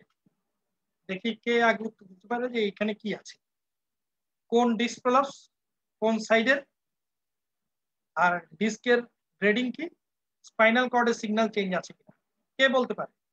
দেখি কে আগে উত্তর দেয়। শুভাংশু ব্যানার্জি, আপনার উত্তরের জন্য ওয়েট করছি। ডাক্তার ফয়জুল ইসলাম, আপনি উত্তর দেন। এটা কোন ডিস্ক প্রলাপস এবং কোন সাইডের, এই দুটো বলতে পারলে আমি খুশি, বাকিগুলো যদি বলতে পারেন তো গুড। ডাক্তার উজ্জ্বল মিয়া ঠিকই বলেছেন, C5 C6 এবং লেফট সাইডে। এখন বাকিগুলো একটু উত্তর দেন যে ডিস্কের কন্ডিশনটা একটু বলেন, ডিস্ক ডেসিকেশনটা কি রকম, মডারেট না সিভিয়ার না মাইল্ড, আর স্পাইনাল কর্ডের কি অবস্থা এটা একটু বলেন।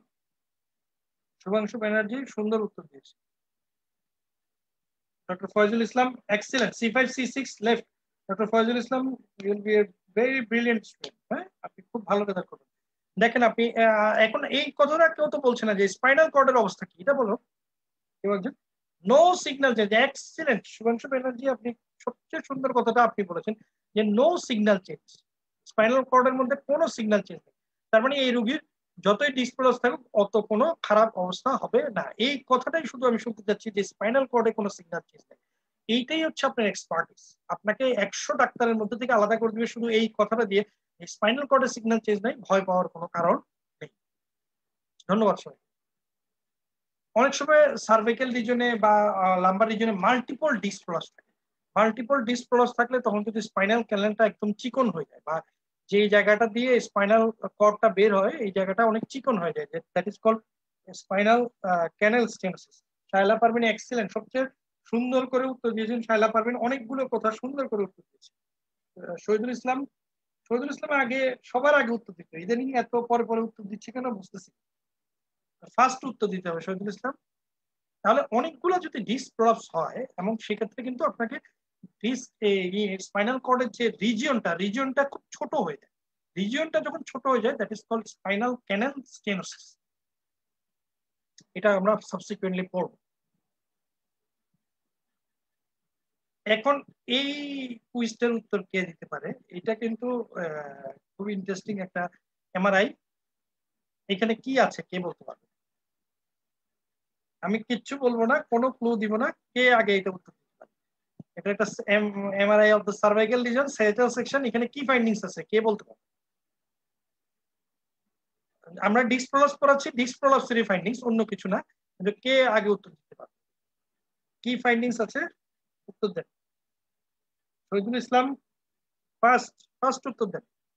ডাক্তার উজ্জ্বল মিয়া তো আমার মতো বুদ্ধিমান। আমাকে একবার জিজ্ঞেস করেছিল যে, আমাদের এক বন্ধুকে একবার জিজ্ঞেস করেছিল যে অ্যাক্সিলারি ক্যান্ডেলে কি থাকে, ও বলে যে কিছু না, কিছু আর্টারি কিছু ভেইন। এটা দিয়ে তো উত্তর হবে না। মাল্টিপল ডিসপ্লাস কোন কোন ডিসপ্লাস বলেন ডাক্তার উজ্জ্বল মিয়া, কোন কোন ডিসপ্লাস, কোনটা বেশি কোনটা কম এটা বলেন। কেউ তো উত্তর দিচ্ছে না, তাহলে কি আমি উত্তর দিয়ে দিব? মেলা পারবেন উত্তর দিয়েছে। শহীদুল ইসলাম, আপনি কোনো উত্তর দিবেন? শুভাংশু ব্যানার্জি উত্তর দিয়েছে। আমি একটু এটা উত্তর দিতে চাই। হ্যাঁ, এটা হচ্ছে একটু এক্সপার্টদের জন্য দিয়েছি এটা। আপনারা পারলে পারলেন, না পারলে না পারলেন, এমন কিছু আসে যায়। এই উত্তরটা একটু আপনারা মনোযোগ দিন। যে MRI sagittal section of a person, তার এজ কত, এটা আপনারা দেখুন।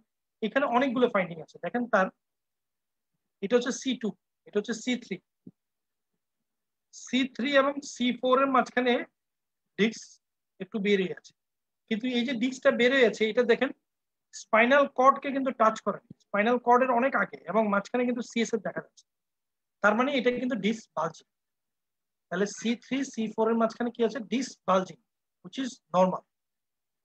দেখেন, তাহলে C3 C4 এর মাঝখানে কি? Disc bulging. এটা যারা পারেন নাই চিন্তা করার কোনো দরকার নেই, এটা আমাকে দিলে আমিও পারতাম, কিন্তু এখন শুনেন মনোযোগ দিয়ে, এটা গুরুত্বপূর্ণ। তাহলে C3 C4 এর মাঝখানে ডিস্ক বালজিং আছে। দেখেন ডিস্ক বালজিং কেন? এটা 25% এর কম, এবং এটা স্পাইনাল কর্ডকে টাচ করে নাই, মাঝখানে সিএসএফ দেখা যাচ্ছে।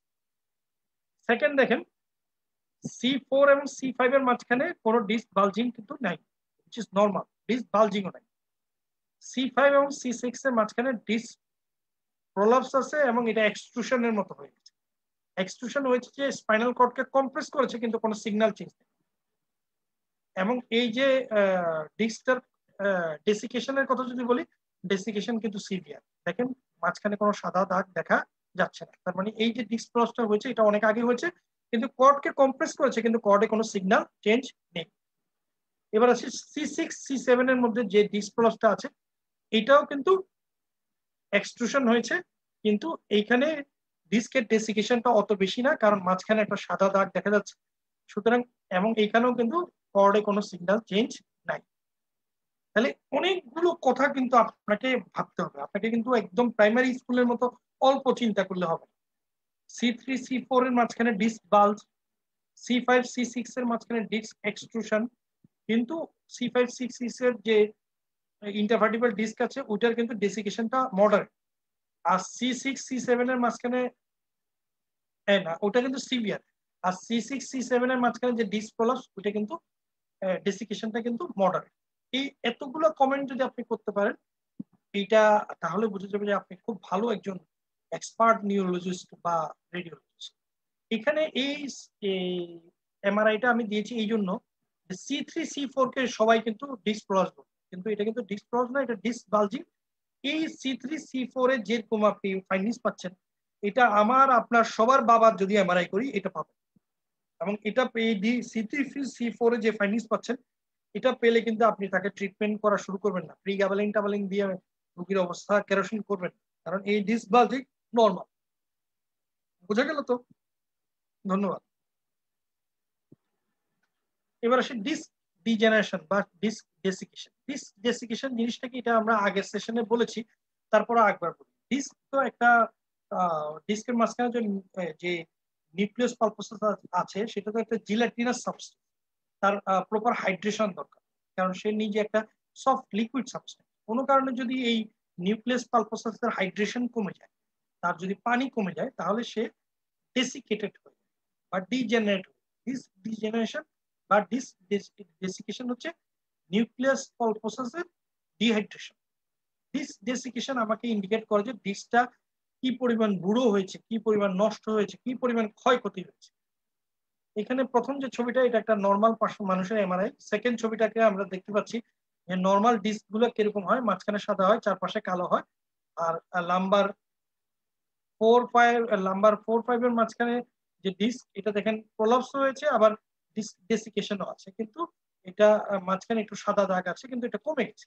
এবং লাম্বার 5 এবং লাম্বার S1 এর মাঝখানে যে ডিস্ক এটাও কিন্তু ডেসিকেটেড হয়েছে। ডেসিকেশন মানে হচ্ছে কালো কালো মাঝখানে যে নিউক্লিয়াস পালপোসাস, যেটার যে পানিটা আছে, যে পানিটা আমরা সাদা দেখি বা হাইপার ইন্টেন্সিটি দেখি, পানিটা শুকিয়ে গেলে ওই জায়গাটা কালো দেখায়, এটাকেই বলে ডিস্ক ডেসিকেশন।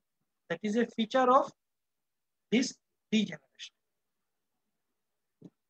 ডিস্ক ডিজেনারেশনের অনেক গ্রেডিং আছে, যারা জ্ঞানী তারা জানতে পারেন, যারা আমার মতো একটু বোকা টাইপের স্টুডেন্ট তাদের না জানলেও চলবে। শুধু একটা জিনিস জানেন যে গ্রেড 1 মানে হচ্ছে মাঝখানে সাদা চারপাশে কালো, আর গ্রেড 5 মানে হচ্ছে কোনো সাদা নাই, শুধু কালো আর কালো। এইটুক বুঝলেই কিন্তু কাজ চলবে, আর বাকিটা যারা জ্ঞানী ওরা জানলে চলবে, কিন্তু না জানলেও চলবে। তাহলে গ্রেড 1 মানে মাঝখানে সাদা চারপাশে কালো, আর গ্রেড 5 মানে হচ্ছে কোনো সাদা নাই, শুধু কালো আর কালো। আর বাকিটা কেউ যদি জানতে চান তো জানতে পারেন। মাইলোপ্যাথি। মাইলোপ্যাথি হচ্ছে neurological problem that occurs due to dysfunction of the spinal cord. কর্ডের মধ্যে যদি কোনো সমস্যা দেখা যায়, স্পাইনাল কর্ডের মধ্যে কোনো সমস্যা দেখা যাচ্ছে, তাহলে এইটা বলবো মায়োপ্যাথি। আপনি এমআরআই তে কখন মায়োপ্যাথি বলবেন? যখন আপনি স্পাইনাল কর্ডের সিগন্যাল চেঞ্জ করেন। সিগন্যাল চেঞ্জ মানে কি? এমআরআই তে স্পাইনাল কর্ড থাকবে আইসো ইন্টেন্স। আইসো ইন্টেন্স মানে হচ্ছে শ্যামলা। শ্যামলা মানে না সাদা না কালা, আমরা যারা বাঙালি যারা যেরকম সেরকম। কিন্তু এটার মধ্যে যদি কোনো হাইপার ইন্টেন্সিটি দেখেন, that is called signal change. That means myopathy মানে স্পাইনাল কর্ডের পাথি, মানে স্পাইনাল কর্ডের রোগ হয়েছে। স্পাইনাল কর্ডের পাথি মানে হচ্ছে স্পাইনাল কর্ডের রোগ হয়েছে। এই যে স্পাইনাল কর্ডের যে পাথি বা রোগ, এটা অনেক কারণ হতে পারে। অনেক সময় কম্প্রেশনের কারণে হতে পারে। কম্প্রেশন কেমন? এই যে ডিস্ক প্রলাপস হলেই তো কম্প্রেশন হয়। অনেক সময় টিউমার থেকে হতে পারে, টিবি রোগেও গিয়ে কম্প্রেশন হতে পারে, সেই কারণে মায়োলোপ্যাথি হতে পারে। অনেক সময় কোনো কম্প্রেশন ছাড়াও স্পাইনাল কর্ড হতে পারে, যেমন ডিমাইলিনেশন, মাল্টিপল স্ক্লেরোসিস, এডেম, ভাস্কুলাইটিস, এগুলোতে ডিমাইলিনেশন হয়ে যায় স্পাইনাল কর্ড। এছাড়া আপনি স্পাইনাল কর্ডের ব্লাড সাপ্লাই বন্ধ হয়ে গেল, এন্টেরিয়র স্পাইনাল আর্টারি বন্ধ হয়ে গেল, পোস্টেরিয়র স্পাইনাল আর্টারি বন্ধ হয়ে গেল, তাহলে কিন্তু আপনার কম্প্রেশন ছাড়াও স্পাইনাল কর্ডের ডিসফাংশন হতে পারে। মোট কথা যেই কারণেই হোক, স্পাইনাল কর্ডের মধ্যে যদি আমরা সিগন্যাল চেঞ্জ পাই, দ্যাট ইজ কল্ড মায়োলোপ্যাথি। মনে রাখবেন, মায়োলোপ্যাথি যত ছোট হোক এবং যত বড় হোক, that is A serious condition. Myelopathy দুই রকম হয়, একটা শর্ট সেগমেন্ট মায়োলোপ্যাথি আর একটা লং সেগমেন্ট মায়োলোপ্যাথি। এখানে অনেক কথা আছে, পড়াতে গেলে 2-3 দিন লাগবে, অত কথা আমাদের জানার দরকার নেই। সিগন্যাল চেঞ্জটা যদি ছোট হয় শর্ট সেগমেন্ট, সিগন্যাল চেঞ্জটা যদি বড় হয় এটা লং সেগমেন্ট, এইটুকুই কথা, আর কোনো কথা।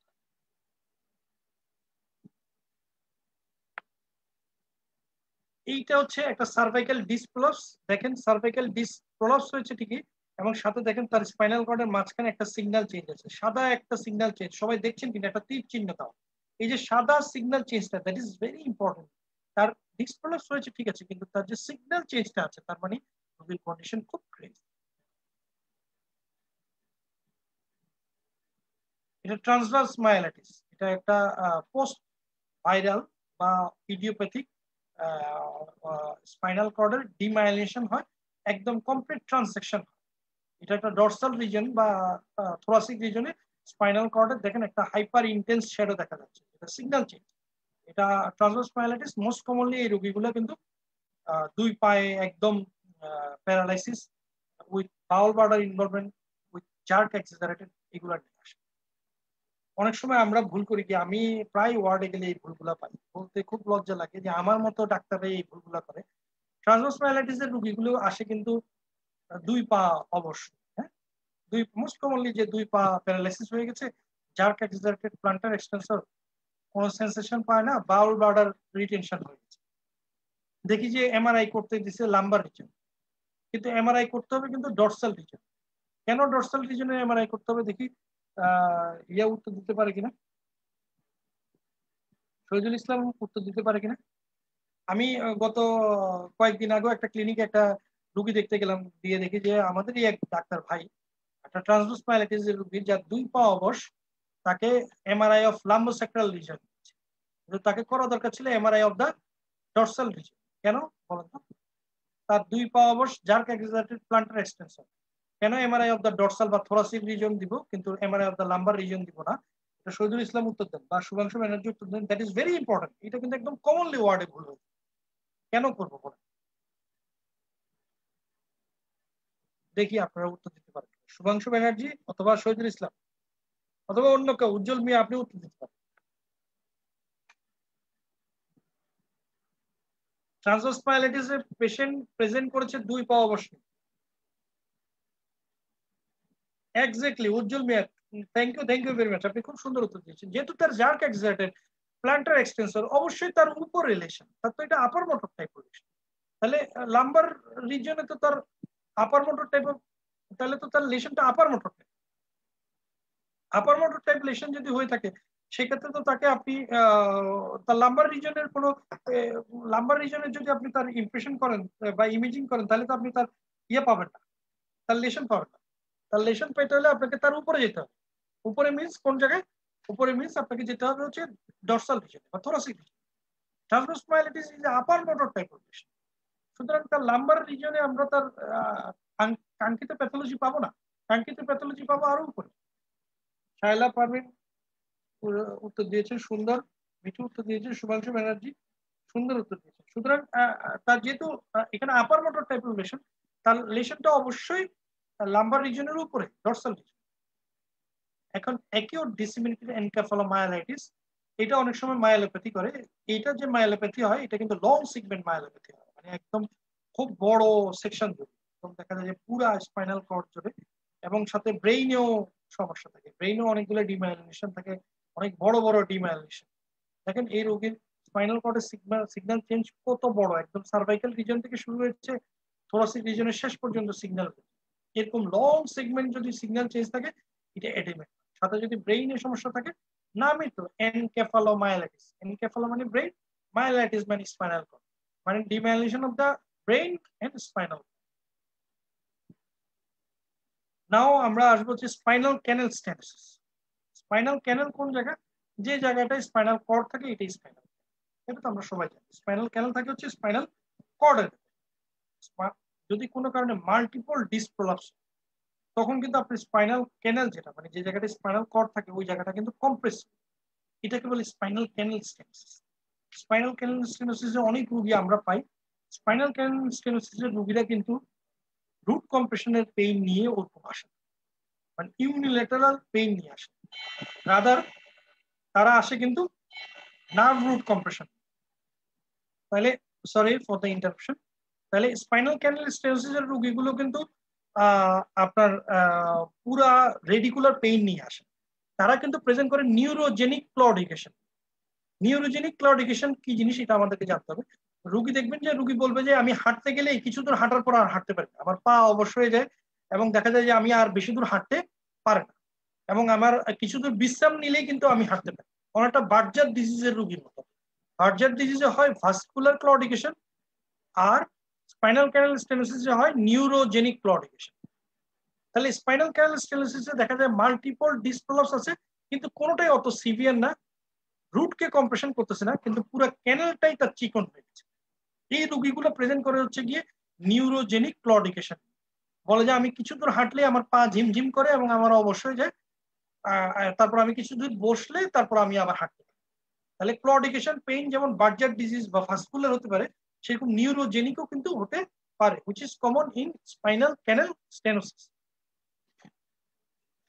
স্পাইনাল ক্যানেল স্টেনোসিসের সবচেয়ে কমন কারণ হচ্ছে মাল্টিপল ডিস্ক হার্নিয়েশন। মানে আপনি 100টা কারণের মধ্যে যদি 95টা বলেন, 95টাই মাল্টিপল ডিস্ক হার্নিয়েশন। আরো কিছু কারণ আছে, এগুলো আমাদেরকে জানতে হবে। এগুলো একসময় আমরা জানতাম না, কিন্তু পরবর্তীতে বিজ্ঞানের আবিষ্কারের সাথে সাথে দেখা যাচ্ছে অনেক এইরকম রুগী আমরা পাচ্ছি। অনেক এইরকম রুগী আমরা একদম পাচ্ছি যে ফেসেট জয়েন্ট অস্টিওআর্থ্রাইটিস এটাও আমরা পাচ্ছি, লিগামেন্টাম ফ্লেভাম হাইপারট্রফি এটাও আমরা পাচ্ছি, ডিজেনারেটিভ স্পন্ডাইলোলিস্থেসিস এটাও আমরা কিন্তু স্পাইনাল ক্যানেল স্টেনোসিসের কারণ হিসেবে আমরা পাচ্ছি। তাহলে এই কারণগুলো কিন্তু আমরা দেখতে পাচ্ছি ইদানিং কালে। আগে আসলে এগুলো আমরা জানতাম না বলে এই রোগীগুলো আমরা, what minds doesn't know eyes can't see, আমরা আসলে এই কারণগুলো আগে জানতাম না। আমরা শুধু মনে করতাম যে ডিস্ক হার্নিয়েশনই একমাত্র কারণ, কিন্তু পরবর্তীতে দেখা গেল যে facet joint osteoarthritis, ligamentum flavum hypertrophy, degenerative spondylolisthesis এগুলোর কারণে স্পাইনাল ক্যানেল স্টেনোসিস হয়ে থাকে। প্রথমে আসি ফেসেট জয়েন্ট। ফেসেট জয়েন্ট আমরা একটু ছোট করে জানি, প্রত্যেকটা ভার্টিব্রার একটা সুপিরিয়র আর্টিকুলার ফেসেট আছে আর একটা ইনফেরিয়র আর্টিকুলার ফেসেট আছে। ওটার মাঝখানে যে জয়েন্ট এটাই ফেসেট।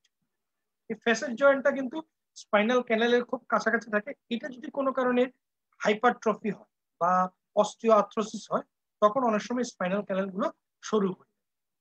দেখেন এই রোগীর স্পাইনাল ক্যানেলটা সরু হয়ে গেছে, কিন্তু লক্ষ্য করলে দেখবেন নর্মাল পেশেন্ট হচ্ছে বাঁ দিকেরটা, লক্ষ্য করলে দেখবেন তার তেমন ডিস্ক প্রলাপস নাই, কিন্তু তার সামনের দিক থেকে কিছু একটা এসে যেন তার কর্ডকে চাপ দিচ্ছে।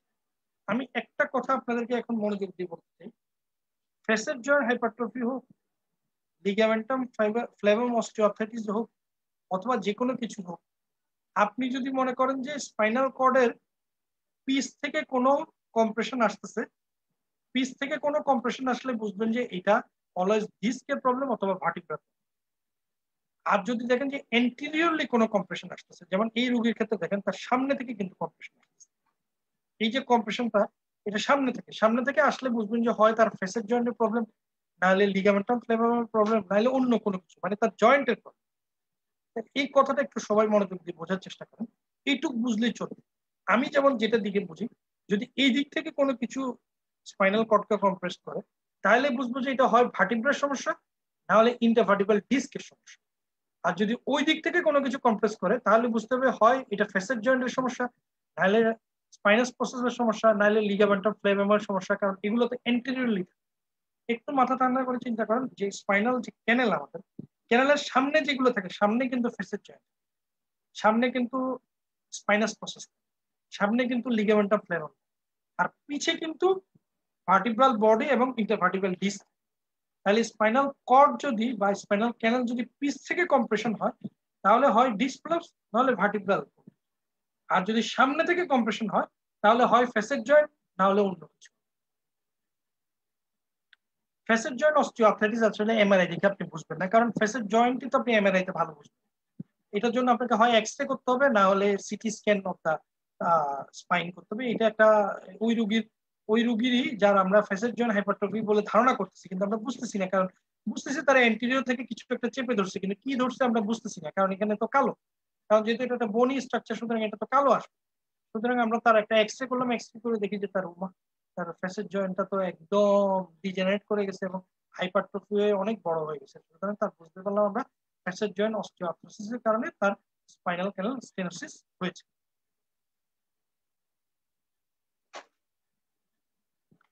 লিগামেন্টাম ফ্লেভাম কোথায় থাকে? স্পাইনাল কর্ডের যে লেমিনা গুলো থাকে এই লেমিনা গুলোর দুইটা লেমিনাকে কানেক্ট করা হচ্ছে লিগামেন্টাম ফ্লেভাম। এই লিগামেন্টাম ফ্লেভাম হাইপারট্রফি হলো একই রকম হবে, রোগীর দেখবেন যে অ্যান্টিরিয়রলি একটা কম্প্রেশন, এবং এমআরআই তে আপনি লিগামেন্টাম ফ্লেভাম হাইপারট্রফি না ফ্যাসেট জয়েন্ট হাইপারট্রফি এগুলো এত ভালো বুঝবেন না, আপনি শুধু বুঝেন যে তার এন্টিরিয়র থেকে একটা কম্প্রেশন আসছে। দেখেন এই রোগীর সেরিটাল সেকশনটা দেখেন, প্রথম যেটা তার স্পাইনাল কর্ডে দেখেন সামনে থেকে মনে হচ্ছে কিছু একটা চেপে, পরে একটা করোনাল সেকশন করলাম, ওখানে দেখা যাচ্ছে মনে হচ্ছে দুই পাশ থেকে কি জানি চেপে, পরে আমরা এক্সিএল করেও দেখলাম যে তার স্পাইনাল কর্ডকে দুই পাশ থেকে চেপে ধরছে। পরে আমরা সাবসিকুয়েন্টলি বুঝলাম যে তার এটা একটা লিগামেন্টাম ফ্লেভাম হাইপারট্রফি। এই যে লিগামেন্টাম ফ্লেভাম বা ফেজার জয়েন্ট এগুলো কিন্তু এক্সরে বা সিটি স্ক্যানে ভালো বোঝা যায়, এমআরআই তো অত ভালো বোঝা যায় না। ডিজেনারেটিভ স্পন্ডাইলোলিস্থেসিস, স্পন্ডাইলোলিস্থেসিস মানে কি? স্পন্ডাইলোলিস্থেসিস মানে হচ্ছে একটা ভার্টিব্রা আরেকটা ভার্টিব্রার উপর স্লিপ স্লিপ করে যদি সামনে চলে যায়, এই সামনে চলে যাওয়াটাকে স্পাইন্ডাইলোলিস্থেসিস। যখন সামনে চলে যায় তখন অবভিয়াসলি সে স্পাইনাল ক্যানালকে চাপ দিয়ে ধরবে, এটা কিন্তু একটা স্পাইনাল ক্যানাল স্টেনোসিসের একটা অন্যতম কারণ। দেখেন এই ছবিটা, প্রথম ছবিটা হচ্ছে একটা নর্মাল মানুষের ভার্টিব্রা, দেখেন প্রত্যেকটা ভার্টিব্রার পোস্টেরিয়র মার্জিন এবং অ্যান্টেরিয়র মার্জিন একটা সেম অ্যালাইনমেন্টে আছে। সেকেন্ড যে ছবিটা এটা কিন্তু ভার্টিব্রা, দেখেন স্পন্ডাইলোলিস্থেসিস হয়ে গেছে, দেখেন স্যাক্রাল 1 ভার্টিব্রাটা ঠিকই আছে কিন্তু লাম্বার 5 ভার্টিব্রাটা তার উপর দিয়ে স্লিপ করে বেরিয়ে গেছে। এই যে স্লিপ করে সামনে চলে যাওয়া এটাকে বলে স্পন্ডাইলোলিস্থেসিস। এই এমআরআইটা দেখেন, সেরিটাল সেকশন দেখলে আপনারা বুঝতে পারবেন, এক্সিয়াল সেকশনের অত দরকার নেই। দেখেন L5 ভার্টিব্রাটা L4 ভার্টিব্রা থেকে অনেকটুকু সামনে চলে গেছে, এটা তো বোঝা যাচ্ছে, দেখেন দাগ দিয়ে রাখছে, দেখেন বোঝা যাচ্ছে কিনা? ডাক্তার উজ্জ্বল মিয়া আপনি একটু কমেন্ট করেন, এই যে এই রোগীর যে L5 ভার্টিব্রার স্পন্ডাইলোলিস্থেসিস এটা কি আপনি বুঝছেন কিনা? দেখেন L5 ভার্টিব্রাটা যে একটু সামনে বেরিয়ে গেছে এটা কি দেখা যাচ্ছে কিনা? ডাক্তার উজ্জ্বল মিয়া আপনি একটু কমেন্ট করেন, কমেন্ট করলে আমরা বুঝবো।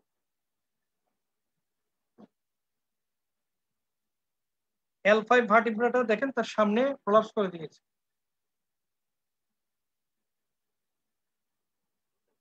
সামনে প্রোট্রুশন হয়েছে বা স্লিপ করে গেছে, এটাকে বলে spondylolisthesis. Thank you Ujjwal Mia, thank you. আপনারা কমেন্ট করলে আমরা বুঝি যে আপনারা বুঝতেছেন, বুঝলে আমরা খুব উৎসাহিত হই, আমাদের খুব ভালো লাগে এবং আমাদের মনে হয় যে আমরা আরো মানে এনকারেজ এবং এনার্জেটিক ফিল। এই যে স্লিপ করে এটাকে বলে স্পন্ডাইলোলিস্থেসিস। এখানে কিন্তু ইন্টারভার্টিব্রাল ডিস্কের কোনো সমস্যা নেই, কিন্তু ভার্টিব্রা নিজেই নড়ে গিয়ে স্পাইনাল ক্যানালকে চেপে ধরছে, এটাও কিন্তু স্পাইনাল ক্যানাল স্টেনোসিসের একটা অন্যতম কারণ। Saddam Hossain thank you very much.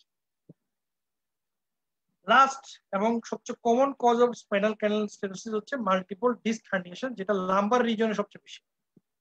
দেখেন এটা একটা লাম্বার রিজনের এমআরআই, কতগুলা ডিস্ক তার কম হার্নিয়েশন হয়েছে, কিন্তু কোনোটাই বেশি হয়নি, শুধু L5S1 মাঝখানেরটা অনেক বেশি হয়েছে। এইটা করেছে কি স্পাইনাল ক্যানাল স্টেনোসিস হয়েছে। এই রোগী আপনার কাছে প্রেজেন্ট করবে নিউরোজেনিক ক্লডিকেশন, রোগী বলবে যে আমার দুই পায়ে ব্যথা এবং ব্যথাটা কি আমি বসে থাকলে ভালো থাকি, হাঁটতে গেলেই ঝিনঝিন করে অবশ হয়ে যায় এবং আমি বেশি দূর হাঁটতে পারি, তারপর কিছুক্ষণ বসলে আমি আবার হাঁটতে পারি, like the patient of Buerger disease. Cauda equina and conus medullaris, এটা নিয়ে যে কত কনফিউশন আমাদের মধ্যে, আমরা চেষ্টা করবো আজকের সেশনে এটা একদম ক্লিয়ার করে ফেলবো। কোনাস মেডুলারিস কি? কোনাস মেডুলারিস হচ্ছে স্পাইনাল কর্ডের যে লাস্ট যে কোনিক্যাল যে জায়গাটা আছে যেখানে স্পাইনাল কর্ডের একদম এন্ড হয়, সেই জায়গাটা লাম্বার 1 ভার্টিব্রার কাছাকাছি যে জায়গাটাতে স্পাইনাল কর্ড এন্ড হয় সেই জায়গাটাকে বলা হয় কোনাস মেডুলারিস। আর কর্ডা ইকুইনা কি? কর্ডা ইকুইনা হচ্ছে ওই লোয়ার যে সেক্ট্রাল এবং কক্সিজিয়াল নার্ভ গুলো আছে সেগুলো তো আপনার স্পাইনাল কর্ড শেষ হওয়ার পরও এদেরকে আরো নিচে নামতে হয়, কারণ আমরা জানি যে প্রত্যেকটা স্পাইনাল নার্ভকে কিন্তু তার স্ব বা নিজস্ব ইন্টারভার্টিব্রাল ফোরামেনা দিয়ে যেতে হয়। যেমন একটা উদাহরণ দিই, যেমন ধরুন সেক্ট্রাল 1 স্পাইনাল নার্ভ, সে অরিজিন হয়েছে হয়তো নাম্বার 1 বা তারও উপর থেকে, কিন্তু তাকে কিন্তু বের হতে হবে সেক্ট্রাল 1 ভার্টিব্রাল, সেক্ট্রাল 1 এবং 2 ইন্টারভার্টিব্রাল মাঝখানে ইন্টারভার্টিব্রাল ফোরামেন। এই যে নার্ভ রুট গুলো স্পাইনাল কর্ড শেষ হওয়ার পরও আরো নিচে নামে, এই ঘোড়ার লেজের মতো যে নিচে নামা এই জায়গাটাকে, এই স্পাইনাল রুট গুলোকে বলা হয় কোনাস মেডুলারিস। এখন আমরা কর্ডা ইকুনা কখন চিনবো আর কোনাস মেডুলারিস কখন? খুব ইজি একটা পথ দেখা দিচ্ছি, তাহলে কর্ডা ইকুনা এবং কোনাস মেডুলারিস। কর্ডা ইকুনাতে তো spinal cord compression, spinal cord যখন কম্প্রেশন হবে তখন আপনি অবশ্যই একটা হইলেও আপার মোটর সাইন পাবেন, কারণ কর্ড মানেই কিন্তু আপার মোটর সাইন। তাহলে কর্ডা ইকুনার রুগীর আপনি হয় জার্ক এক্সাজারেটেড পাবেন, না হলে প্লান্টার এক্সটেনসর পাবেন, মানে একটা না একটা আপার মোটর সাইন আপনি পাবেন। আর কোনাস মেডুলারিসে শুধু যেহেতু তার রুট কম্প্রেশন হচ্ছে, তার কোনো আপার মোটর সাইন আপনি পাবেন না, বরং জার্ক গুলো ডিমিনিশ পাবেন। তাহলে এই কথাটা বোঝা গেলে কিনা দেখেন, কর্ডা ইকুনাতে আপার মোটর সাইন পাবেন জার্ক এক্সাজারেটেড, কোনাস মেডুলারিসে লোয়ার মোটর সাইন পাবেন জার্ক ডিমিনিশড। কর্ডা ইকুনাতে যেহেতু আমরা স্পাইনাল কর্ডের মধ্যে কম্প্রেশন হচ্ছে, তার বাইল্যাটারাল ফাইন্ডিং হবে, স্যাডেল অ্যানেস্থেসিয়া হবে, বাইল্যাটারাল দুই পায়ে আপনি ফাইন্ডিং পাবেন বাইল্যাটারাল। কিন্তু কোনাস মেডুলারিসে যেহেতু নার্ভ রুট কম্প্রেশন, রুট তো যে কোনো একদিকে চায়। ডাক্তার উজ্জ্বল মিয়া কোনটা বুঝেন না আমাকে একটু বুঝে বলুন।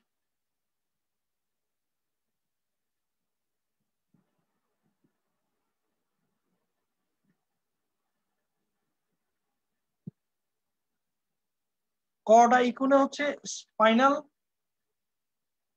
কর্ডের প্রবলেম, আর কোনাস মেডুলারিস হচ্ছে গিয়ে নার্ভ রুটের প্রবলেম।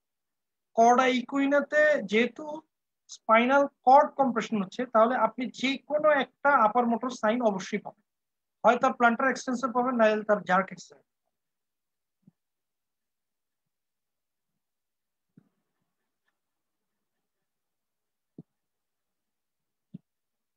আমি বুঝতেছি না কি বলবো, নাকি আমি বলতে গেলে সবাইকে ভুল বলতেছি? ও সরি সরি সরি, আমি কোনাস মেডুলারিসের জায়গায় কর্ডা ইকুনা উচ্চারণ করতেছি। কোনাস মেডুলারিস হচ্ছে গিয়ে স্পাইনাল কর্ডের, doctor Ujjwal Mia thank you thank you, আমি বলতে গিয়ে উল্টা বলে ফেলছি, মানে বলতেছি সবই ঠিকই কিন্তু উচ্চারণটা করতেছি ভুল। কোনাস মেডুলারিস হচ্ছে গিয়ে lower part of the spinal, আর কর্ডা ইকুনা হচ্ছে গিয়ে যে স্পাইনাল নার্ভ যেগুলা বের হয়। Sorry Ujjwal Mia thank you. Conus মেডুলারিসে আমরা পাবো হচ্ছে গিয়ে যেহেতু স্পাইনাল কর্ড কম্প্রেশন হবে, সুতরাং আমরা কোনাস মেডুলারিসে অবশ্যই যে কোনো একটা আপার মোটর সাইন পাবো। আমি যে ভুল বলতেছিলাম এটা আসলে আমি নিজেও বুঝতেছিলাম, থ্যাংক ইউ। কোনাস মেডুলারিসে আমরা অবশ্যই একটা আপার মোটর সাইন পাবো, যে কোনো একটা, হয় তার প্লান্টাস এক্সটেনসর পাবো, না হলে তার যে কোনো জার্ক এক্সারেটর। কিন্তু কর্ডা ইকুইনাতে আমরা এই ধরনের আপার মোটর সাইন ইউজুয়ালি পাবো না, বরং লোয়ার মোটর সাইন পাবো, তার জার্কগুলো ডিমিনিশ। কোনাস মেডুলারিসে আমরা সাধারণত বাইলেটারাল ফিচার পাবো, স্যাডেল অ্যানেস্থেসিয়া এবং দুই দিকের দ্য সেম ফিচার গুলো। কিন্তু কর্ডা ইকুইনাতে যেহেতু রুট কম্প্রেশন, সুতরাং আমরা ইউনিল্যাটারাল ফিচার গুলো বেশি পাবো। সুতরাং কর্ডা ইকুইনাতে আমরা কিন্তু ইউনিল্যাটারাল ফিচার গুলো বেশি পাবো, কোনাস মেডুলারিসে আমরা বাইলেটারাল ফিচার গুলো বেশি পাবো। দুইটাতেই কিন্তু বাউল ব্লাডার রিটেনশন হয়, কিন্তু কোনাস মেডুলারিস যেহেতু স্পাইনাল কর্ডের সমস্যা, এখানে বাউল ব্লাডার ইনভলভমেন্টটা আর্লি হয় এবং খুব দুইটাতে পেইন থাকে। কিন্তু কর্ডা ইকুইনাতে যেহেতু রুট কম্প্রেশন, এখানে পেইনটা একটু বেশি থাকে। আমরা জানি যে রুটে কম্প্রেশন হলে পেইন বেশি। তাহলে এই কনফিউশনটা চলে যাবে আমাদের যদি আমরা যদি এই পার্থক্যটা একটু মনোযোগ দিয়ে দেখি।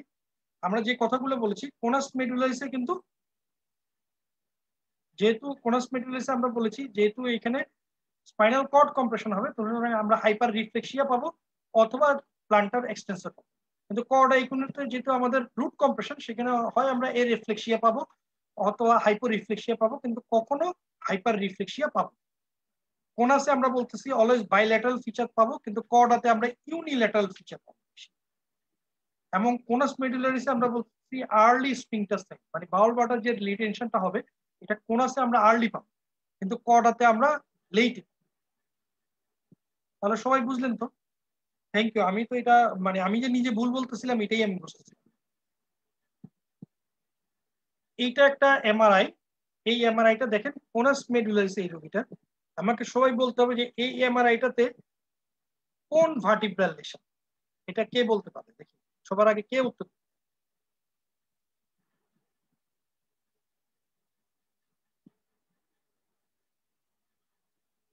এইটা একটা কোনাস মেডুলারিসের রোগীর এমআরআই, যেখানে দেখা যাচ্ছে তার ভার্টিব্রা একদম ডিস্ট্রয় হয়ে গেছে ডিউ টু মেটাস্টেসিস। কিন্তু এটা কোন ভার্টিব্রা কে বলতে পারবে? কে আগে উত্তর দিতে পারবে? সাদ্দাম হোসেন, আশরাফুল হক মিঠু, কে বলতে পারবে এটা?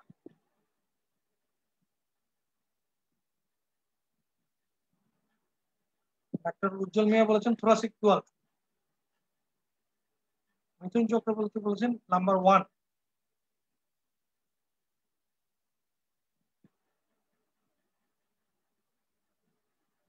শায়লা পারভিন থোরাসিক 12। আসলে এটা থোরাসিক 12 হতে পারে, নাম্বার 1 হতে পারে, কিন্তু আমাকে যদি কেউ বলে আমি বলবো নাম্বার 1। তবে আমি এটা থোরাসিক 12 বা নাম্বার 1 যেটাই বলবেন আমি এটাকে শুদ্ধ বলে ধরে নিব।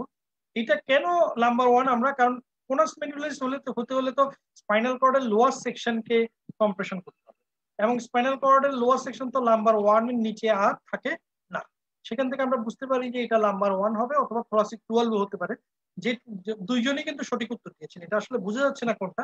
কিন্তু আমাকে যদি কেউ বলতে বলে আমি কিন্তু এটাকে নাম্বার 1 বলবো, কিন্তু এটা থোরাসিক 12 ঠিক হতে পারে। এটা একটা কডা ইকুনা, যেটা আমরা দেখতেছি আমরা সবাই যে এখানে ইন্টারভার্টিব্রাল ডিস্ক একদম এক্সট্রুশন হয়ে গেছে প্রায় সিকুয়েস্ট্রেশনের কাছাকাছি। এটা কোনটা? নাম্বার 4 এবং নাম্বার 5 ভার্টিব্রাল মাঝখানে ইন্টারভার্টিব্রাল ডিস্কটা একদম প্রলাপস হয়ে গেছে, কজিং কডা ইকুইনা। কারণ এই জায়গাতে স্পাইনাল কর্ড নাই, সুতরাং এখানে যদি কম্প্রেশন হয় তাহলে নার্ভ রুট কম্প্রেশন।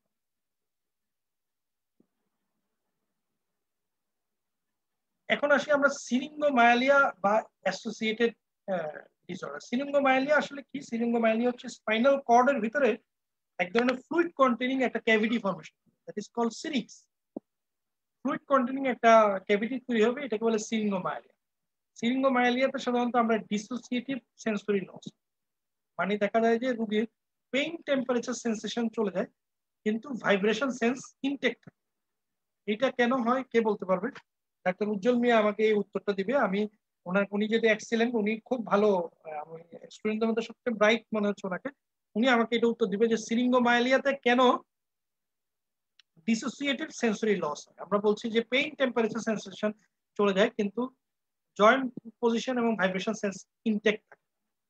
সিরিঙ্গোমাইলিয়া যখন আমরা এমআরআই দেখবো সেখানে আমরা সিরিঙ্গোমাইলিয়ার সাথে অ্যাসোসিয়েটেড কিছু ডিজিজ পেতে পারি। এটা হচ্ছে সাথে সিরিঙ্গোবালবিয়া থাকে। সিরিঙ্গোবালবিয়া মানে হচ্ছে বাল্ব মিনস হচ্ছে মেডুলা। মেডুলা তো কিন্তু আমরা সেই ক্যাভিটি এক্সটেন্ড করতে পারে, যেটাকে আমরা বলি সিরিঙ্গোবালবিয়া। অনেক সময় সিরিঙ্গোমাইলিয়ার সাথে সেরিবেলাম এবং মেডুলা অবলঙ্কাটা নিচে নেমে যায়। এই হার্নিয়েশনটাকে আমরা বলি আর্নল্ড কিয়ারি ম্যালফরমেশন। তাহলে এইগুলো কিন্তু এই সিরিঙ্গোবালবিয়া এবং আর্নল্ড কিয়ারি ম্যালফরমেশন এটা কিন্তু সিরিঙ্গোমাইলিয়ার সাথে অ্যাসোসিয়েটেড থাকে।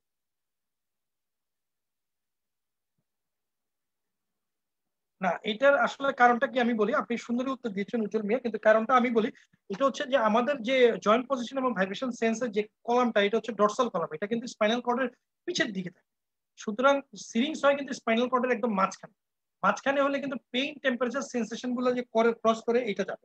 ক্রস ফাইবার এটা ঠিকই বলছেন আপনি, কিন্তু সবচেয়ে বড় জিনিসটা হচ্ছে যে ডর্সাল কলামটা থাকে কিন্তু একদম ডর্সাল, এবং ডর্সালি ইনভলভমেন্টটা কিন্তু একটু পরে হয়, কারণ সিরিংস হয় কিন্তু একদম মাঝখানে।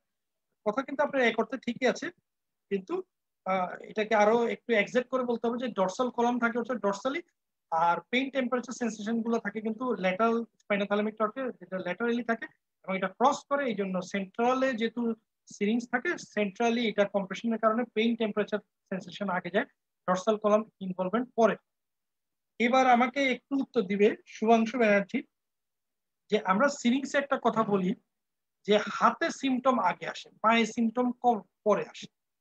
এই যে হাতে সিমটম আগে আসে, কেন হাতে সিমটম আগে আসে, এটা শুভাংশু ব্যানার্জি আমাকে উত্তর দিবে। ইন দ্য মিন টাইম আমরা কিন্তু পড়তে থাকবো, পড়া কিন্তু বন্ধ থাকবে না। শুভাংশু ব্যানার্জি এটা নিয়ে চিন্তা করে যখন পারে আমাদেরকে উত্তর দিবে যে সিরিংসে আমরা বলি যে হাতের সমস্যা আগে চলে যায়, হাতের সেন্সেশন আগে চলে যায় এবং পায়ের সেন্সেশন পরে যায়। এটা কেন হয় আপনি আমাকে উত্তর দিবেন শুভাংশু। এটা একটা এমআরআই সেকশন, দেখা যাচ্ছে লার্জ সিরিংস, ফ্লুইড ফিল্ড ক্যাভিটি একদম লম্বা, দেখেন একদম সার্ভাইকেল রিজন থেকে তার ডরসাল রিজনের একদম অনেক দূর পর্যন্ত চলে আসছে সিরিংস। আমাকে কেউ কেউ প্রশ্ন করতে পারে যে স্যার এটা অ্যাডেমের ডিমাইলেশন না কেন? উজ্জ্বল মিয়া কিন্তু সঠিক উত্তর দিয়েছে, সার্ভাইকেল লেভেলে বেশি হয়। এক্স্যাক্টলি সার্ভাইকেল লেভেলে বেশি হয়, এই জন্য কিন্তু সার্ভাইকেল রিজনে এটা বেশি।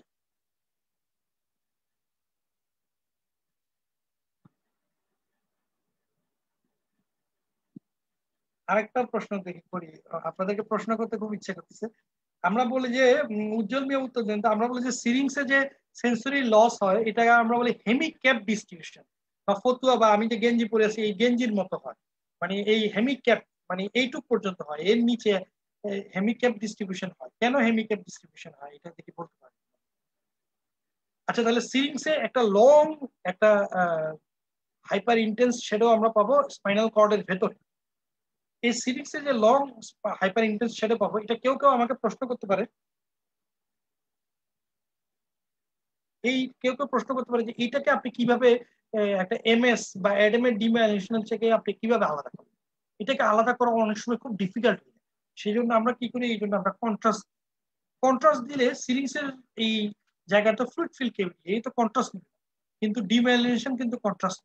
তখন কিন্তু আমরা অনেক সময় কিন্তু আমরা বা রেডিওলজিস্টরা কনফিউজ হয়ে যাই যে এটা কি সিরিংস না ডিমাইলিনেশন, তখন কিন্তু কন্ট্রাস্ট দিলে আমরা এটা আলাদা করি।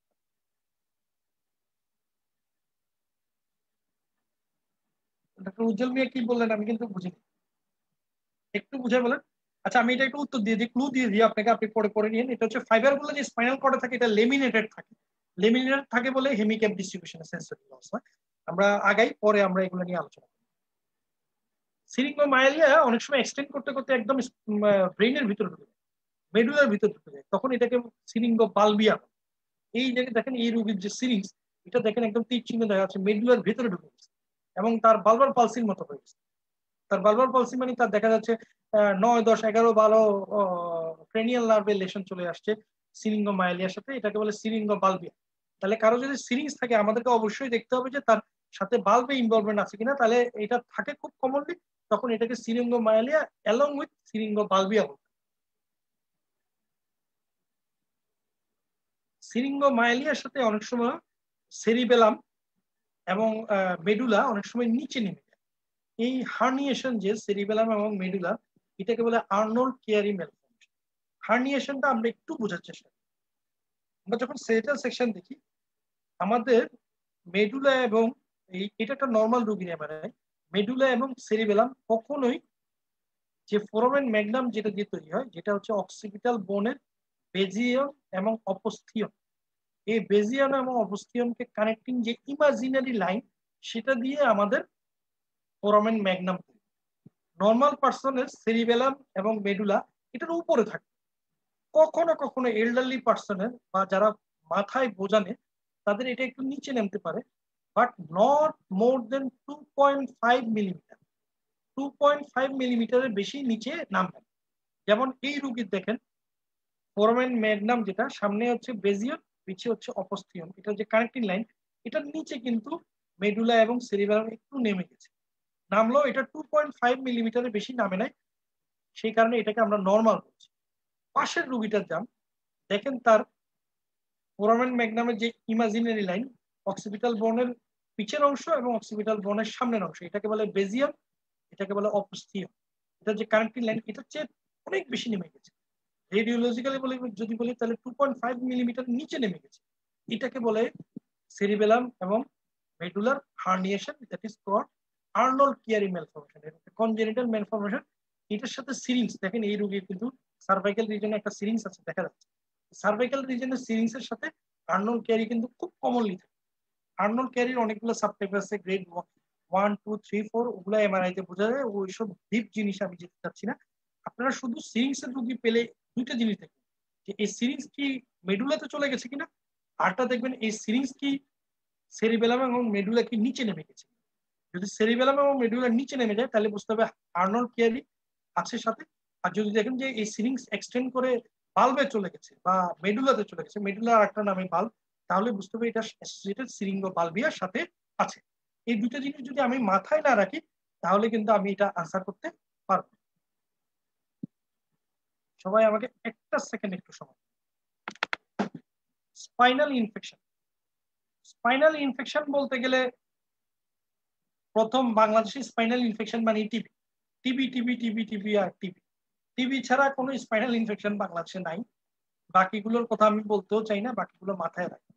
তাহলে স্পাইনাল কর্ডের ইনফেকশন বললেই বলবেন টিবি, আর কোনো কথা নেই। বাকিগুলো আছে বিদেশে টিদেশে হয়তো আছে, বাংলাদেশে নেই। তারপরে প্যারাভার্টিব্রাল অ্যাবসেস, সোয়াস অ্যাবসেস, এগুলো আমরা একটু জানবো, কারণ আমাদের মধ্যে অনেকে এমআরসিবি পরীক্ষা দিবে, তাদের জন্য এগুলো ইম্পর্টেন্ট। কিন্তু বাংলাদেশে স্পাইনাল কর্ডের ইনফেকশন মানে টিবি, আর কোনো কথা। টিবি স্পাইন পড়াইতে গেলে তো 2-3 দিন পড়ানো যাবে, কিন্তু তারপরে একটু আমরা পড়াই। টিবি সাধারণত সবচেয়ে বেশি ইনভলভমেন্ট করে ডিস্ক। ডিসকাইটিস ইজ দ্য কার্ডিনাল এবং most common feature of spinal TB. তাহলে স্পাইনের সবচেয়ে বেশি ইনভলভমেন্ট হয় ডিস্ক, কিন্তু আরো অনেক কিছু হতে পারে। তাহলে 4 ধরনের ফাইন্ডিংস আমরা পাইতে পারি। এখানে সুন্দর একটা ছবি দিচ্ছে, সাথে আবার লিখছে, আবার নিচে আবার এমআরআই দিয়েও দেখা দিচ্ছে। সবচেয়ে কমন যেটা টাইপ 1 প্যারাডিসকাল, মানে ডিস্ক ইনভলভমেন্ট। দেখেন এই ছবিতে 1 যেটা লেখা, 1 মানে হচ্ছে ডিস্কটা তার ইনফ্লাম হয়ে গেছে, এই ডিস্ক ইনফ্লামেশন মানে হচ্ছে টিবি। সেকেন্ড হচ্ছে সেন্ট্রাল, সেন্ট্রাল মানে হচ্ছে ভার্টিব্রাল ইনভলভমেন্ট। অনেক সময় যেটা 2 দিয়ে লেখা, অনেক সময় অনেকে মনে করে যে ভার্টিব্রা বোধহয় টিবিতে ইনভলভমেন্ট হয় না, ভার্টিব্রা ইনভলভমেন্ট মানে বোধহয় ক্যান্সার, কিন্তু ভার্টিব্রা ইনভলভমেন্ট টিবিতে হয়, যেটা ডিস্কের পরে কমন। ডিস্কের মতো অত কমন না, ডিস্ক হচ্ছে 1, ভার্টিব্রা ইনভলভমেন্ট কিন্তু 2। থার্ড হচ্ছে অ্যান্টিরিয়র। অ্যান্টিরিয়র মানে হচ্ছে অনেক সময় ভার্টিব্রার সামনের অংশগুলোতে ইনভলভমেন্ট হয়ে যায়, অনেক সময় পোস্টিরিয়র মানে পিছের অংশগুলোতে ইনভলভমেন্ট হয়ে যায়, এটা হচ্ছে পোস্টিরিয়র এলিমেন্ট। অনেক সময় দেখা যায় যে পিছের যে স্পাইনাস প্রসেস আছে, স্পাইনাস প্রসেসে শুধু ইনভলভমেন্ট হচ্ছে, আর কোথাও ইনভলভমেন্ট। কিন্তু অ্যান্টিরিয়র এবং পোস্টিরিয়র ইনভলভমেন্টটা কম, ভার্টিব্রার ইনভলভমেন্টটা একটু কম। সবচেয়ে বেশি ইনভলভমেন্ট হচ্ছে disc. My dear students and colleague and seniors, আমি শুধু বলবো যে ডিস্ক মনে রাখবেন।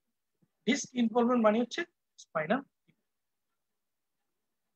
স্পাইনাল কর্ডে যে ডিস্ক ইনভলভমেন্ট হয় বা স্পাইনাল টিবি যে ট্রিটমেন্ট না নিলে প্রগ্রেশন হয়, এটা একটা সিকোয়েন্স আছে। এই সিকোয়েন্সটা আমরা আজকে এমআরআই এর মধ্যে দিয়ে শিখি।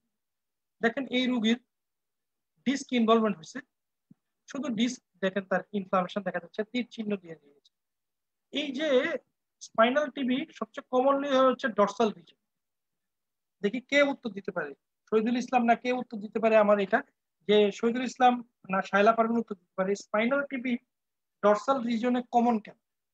সবচেয়ে কমন হচ্ছে ডরসাল বা থোরাসিক রিজনে স্পাইনাল টিবি বেশি হয়, এই রোগীরও ডরসাল রিজনে হচ্ছে, ডিস্কে ইনভলভমেন্টটা প্রথমে।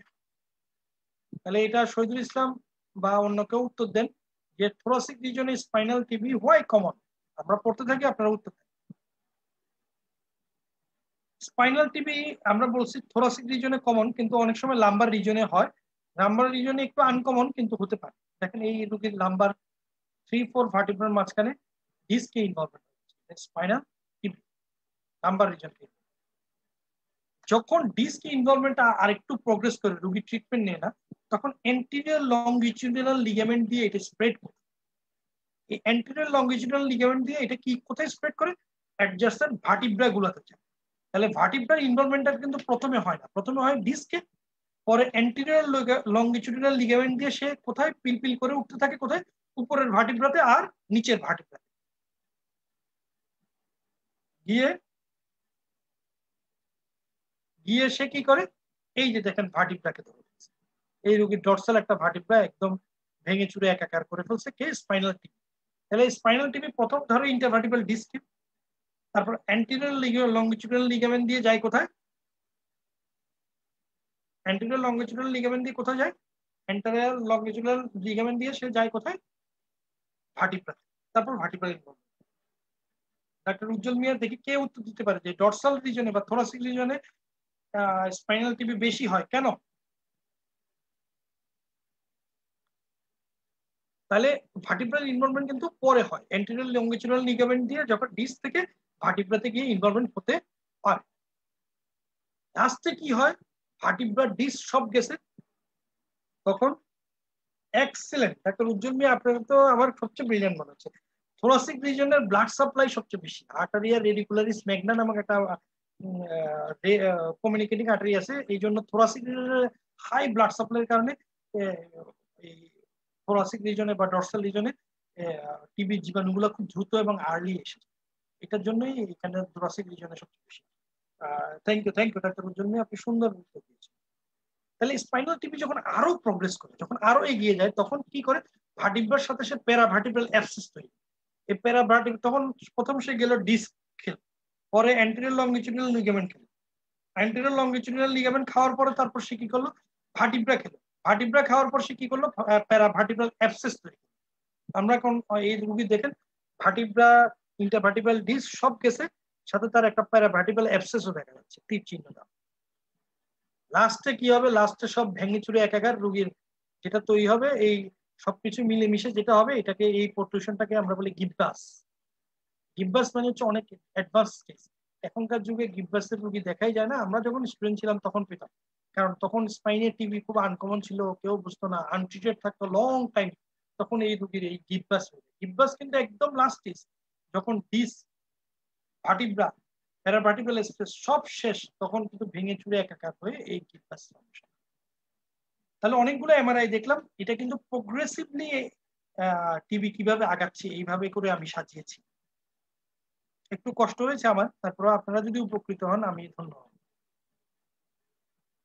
প্যারাভার্টিব্রাল অ্যাবসেস, আবার প্যারাভার্টিব্রাল অ্যাবসেস মানে ভার্টিব্রার চারপাশে অ্যাবসেস, এইখানেও মূল কারণ টিবি টিবি টিবি টিবি। বাংলাদেশে কোন লোকের প্যারাভার্টিব্রাল অ্যাবসেস মানে কিন্তু টিবি, অন্য কোনো কথা নাই। কিন্তু অনেক ক্ষেত্রে স্টেফাইলোকক্কাস, এন্টারোকক্কাস, ব্রুসেলা নামক একটা ব্যাকটেরিয়া আছে যেটা মেডিটেরিয়ান অঞ্চলে, মাল্টা টাল্টা এইসব এলাকায় থাকে, এগুলো দিয়েও প্যারাভার্টিব্রাল অ্যাবসেস হতে পারে। কিন্তু বাংলাদেশে প্যারাভার্টিব্রাল অ্যাবসেস মানে টিবি, কোনো কথা নেই।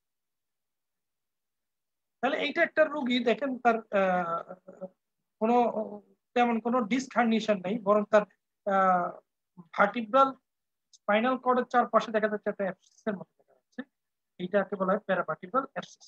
এই এমআরআই যদি আমাকে বাংলাদেশে দেয়, আমি টিবির ওষুধ এমনি শুরু করে দিব। আর যদি এই এমআরআই কোনো মাল্টার রুগী আমাকে দেবে, মেডিটেরিয়ান অঞ্চলে যদি দেয়, তাহলে কিন্তু আমাদের ব্রুসেলোসিস বা নিউরো ব্রুসেলোসিস বা স্পাইনাল কর্ড ব্রুসেলোসিস সবার আগে। তাহলে এটা যদি এফসিএস পরীক্ষা দেয় তাহলে টিবি, আর এমআরসিপি পরীক্ষা দিলে কিন্তু ব্রুসেলোসিসের কথা মাথায় রাখতে হবে। একই এমআরআই।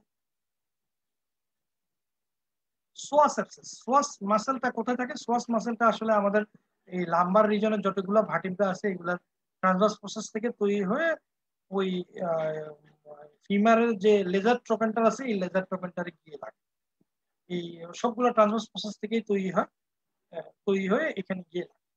সোয়াস মাসেলটা অনেক সময় অ্যাবসেস। সোয়াস অ্যাবসেসের কারণ এইখানেও এক নাম্বার কারণ টিবি। বাংলাদেশে সোয়াস অ্যাবসেস হলেই টিবি, কিন্তু বিদেশে অনেক সময় পেটের ভিতরে অ্যাপেন্ডিকুলার অ্যাবসেস থেকে সোয়াস অ্যাবসেস হয়। অনেক সময় সার্জারির কমপ্লিকেশন, অ্যাবডোমিনাল যে কোনো সার্জারির কমপ্লিকেশন সোয়াস অ্যাবসেস। বিদেশে কিন্তু অ্যাবডোমিনাল সার্জারির কমপ্লিকেশন হিসেবে সোয়াস অ্যাবসেস হয়। অনেক সময় ব্রুসেলোসিস থেকে সোয়াস অ্যাবসেস হয়। অনেক সময় গাটে যে কোনো পারফোরেটিং ইনজুরি থেকে সোয়াস অ্যাবসেস হয়। কিন্তু বাংলাদেশে সোয়াস অ্যাবসেসের কারণ একটাই, টিবি। বাংলাদেশে আর কোনো কারণ। এটা একটা MRI coronal section, MRI coronal section দিলেই বুঝবেন যে সোয়াস অ্যাবসেস। একবার এফসিএস পরীক্ষার অস্পিতে এটা ছিল, দেখেন তার রাইট সাইডের সোয়াস মাসেলটা কেমন হাইপার ইন্টেন্স হয়ে গেছে যেহেতু ইনফ্লামেশন। সুতরাং এটা রাইট সাইডের সোয়াস অ্যাবসেস। এই যে সোয়াস মাসেল, তারপরের ছবিটা দেখেন সোয়াস মাসেল কিরকম হাইপার ইন্টেন্স। এই রোগীটাই কিন্তু এই ছবিতে কিন্তু তার সোয়াস অ্যাবসেসের কারণ কিন্তু দেখা যাচ্ছে, কেউ বলতে পারেন কিনা? বলতে পারলে ভালো, না বলতে পারলে সমস্যা। এই ছবির মধ্যেই কিন্তু তার সোয়াস অ্যাবসেসের কারণ কিন্তু দেখা যাচ্ছে। দেখি যারা খুব ব্রিলিয়ান্ট স্টুডেন্ট কেউ বলতে পারে কি? হোমা বিশ্বাস, শুভাংশু ব্যানার্জি, অথবা আশরাফুল হক মিঠু, কেউ বলতে পারেন কিনা এই সোয়াসেপসিসের কারণ কিন্তু এই ছবিতে দেখা যাচ্ছে। করোনাল সেকশন আমরা বলি যে স্পাইনে আমরা খুব একটা করি না বা দেখি না, কিন্তু সোয়াসেপসিস ভালো করে দেখতে হলে আপনাকে কিন্তু করোনা সেকশন, তখন কিন্তু করোনা সেকশনে একটা ফিল্ম রেডিওলজিস্টরা রিকোয়েস্ট করে বের করে। এই করোনা সেকশনে তার রাইট সাইডে সোয়াসেপসিস দেখা যাচ্ছে, কিন্তু আমার কুইজ হচ্ছে গিয়ে বা আমার প্রশ্ন হচ্ছে গিয়ে এই সোয়াসেপসিসের কারণ কিন্তু এই ছবিতে দেখা যাচ্ছে, কে বলতে পারে? এক্সিলেন্ট, শায়লা পারভিন সবচেয়ে বুদ্ধিমান। আমাকে যদি প্রশ্ন করতো আমি কোনো কারণ ছাড়াই টিভি বলতাম, কারণ বাংলাদেশে বলছি সোয়াসেপসিসের বাংলাদেশের কারণ টিভি।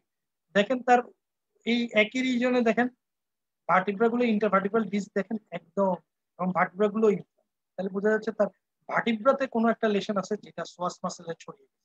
সুতরাং ভার্টিব্রাতে লেশন বাংলাদেশে আর কি, টিভি ছাড়া আর কি হবে? সুতরাং তার সোয়াস অ্যাপসেস, এই টিভিটাই তার এখানে psoas muscle abscess. Good, Mithun Chakraborty, excellent excellent. বাংলাদেশে সোয়াস অ্যাপসেস বললেই টিভি, কোনো কথা নেই। বিদেশে হলে আপনি গবেষণা করেন কি কারণ, বাংলাদেশে গবেষণা করেন। ডিমাইলিটিং ডিজিজ অফ দ্য স্পাইন, স্পাইনের অনেক রকম ডিমাইলিটিং ডিজিজ হয়, তার মধ্যে কমন কিছু আমরা আলোচনা করব, বাকিগুলো আলোচনা করতে গেলে তো রাত বেরিয়ে যাবে। সবচেয়ে কমন হচ্ছে ট্রান্সভার্স মাইলিটিস বা TM, multiple sclerosis, acute disseminated encephalomyelitis বা এডেন, নিউরোমাইলিটিস অপটিকা। এই চারটা আমরা আলোচনা করবো, বাকিগুলো আমরা যারা জ্ঞানী পড়ে বই পড়ে। This is a MRI sagittal section, dorsal বা থোরাসিক রিজনে দেখা যাচ্ছে একটা স্পাইনাল কর্ডে দেখা যাচ্ছে একটা hyper intense shadow, that is a feature of transverse myelitis. এই ট্রান্সভার্স মাইলাইটিস এর রোগী কি ফিচার নিয়ে আসবে? Upper motor type of lesion in the both lower limb নিয়ে আসবে, তার প্যারাপ্লেজিয়া নিয়ে আসবে, সাথে জার্ক এক্সারসাইজ থাকবে, যাতে বাউল ব্লাডার ইনভলভমেন্ট থাকবে, সাথে একদম কমপ্লিট ট্রান্সেকশন হয়ে যাবে, সাথে সব সেন্সেশন তার ইম্পেয়ার্ড হয়ে যাবে লোয়ার লিম্ব। বুঝে গেছে তো? এবং সার্টেন ওয়ান্স, ইউজুয়ালি এগুলো পোস্ট ভাইরাল হয়, অনেক সময় ইডিওপ্যাথিকও হতে পারে। এটা মাল্টিপল স্ক্লেরোসিস এর একটা এমআরআই। লক্ষ্য করলে দেখবেন আমি আগের এমআরআইটাই এখানে দিয়েছি, এটা কিন্তু আমি ইচ্ছা করে দিয়েছি। দেখেন ট্রান্সভার্স মাইলাইটিস এর যে এমআরআই আর মাল্টিপল স্ক্লেরোসিস এর যে এমআরআই, একই এমআরআই। ট্রান্সভার্স মাইলাইটিস আমরা বলেছি এটা পোস্ট ভাইরাল বা ইডিওপ্যাথিক।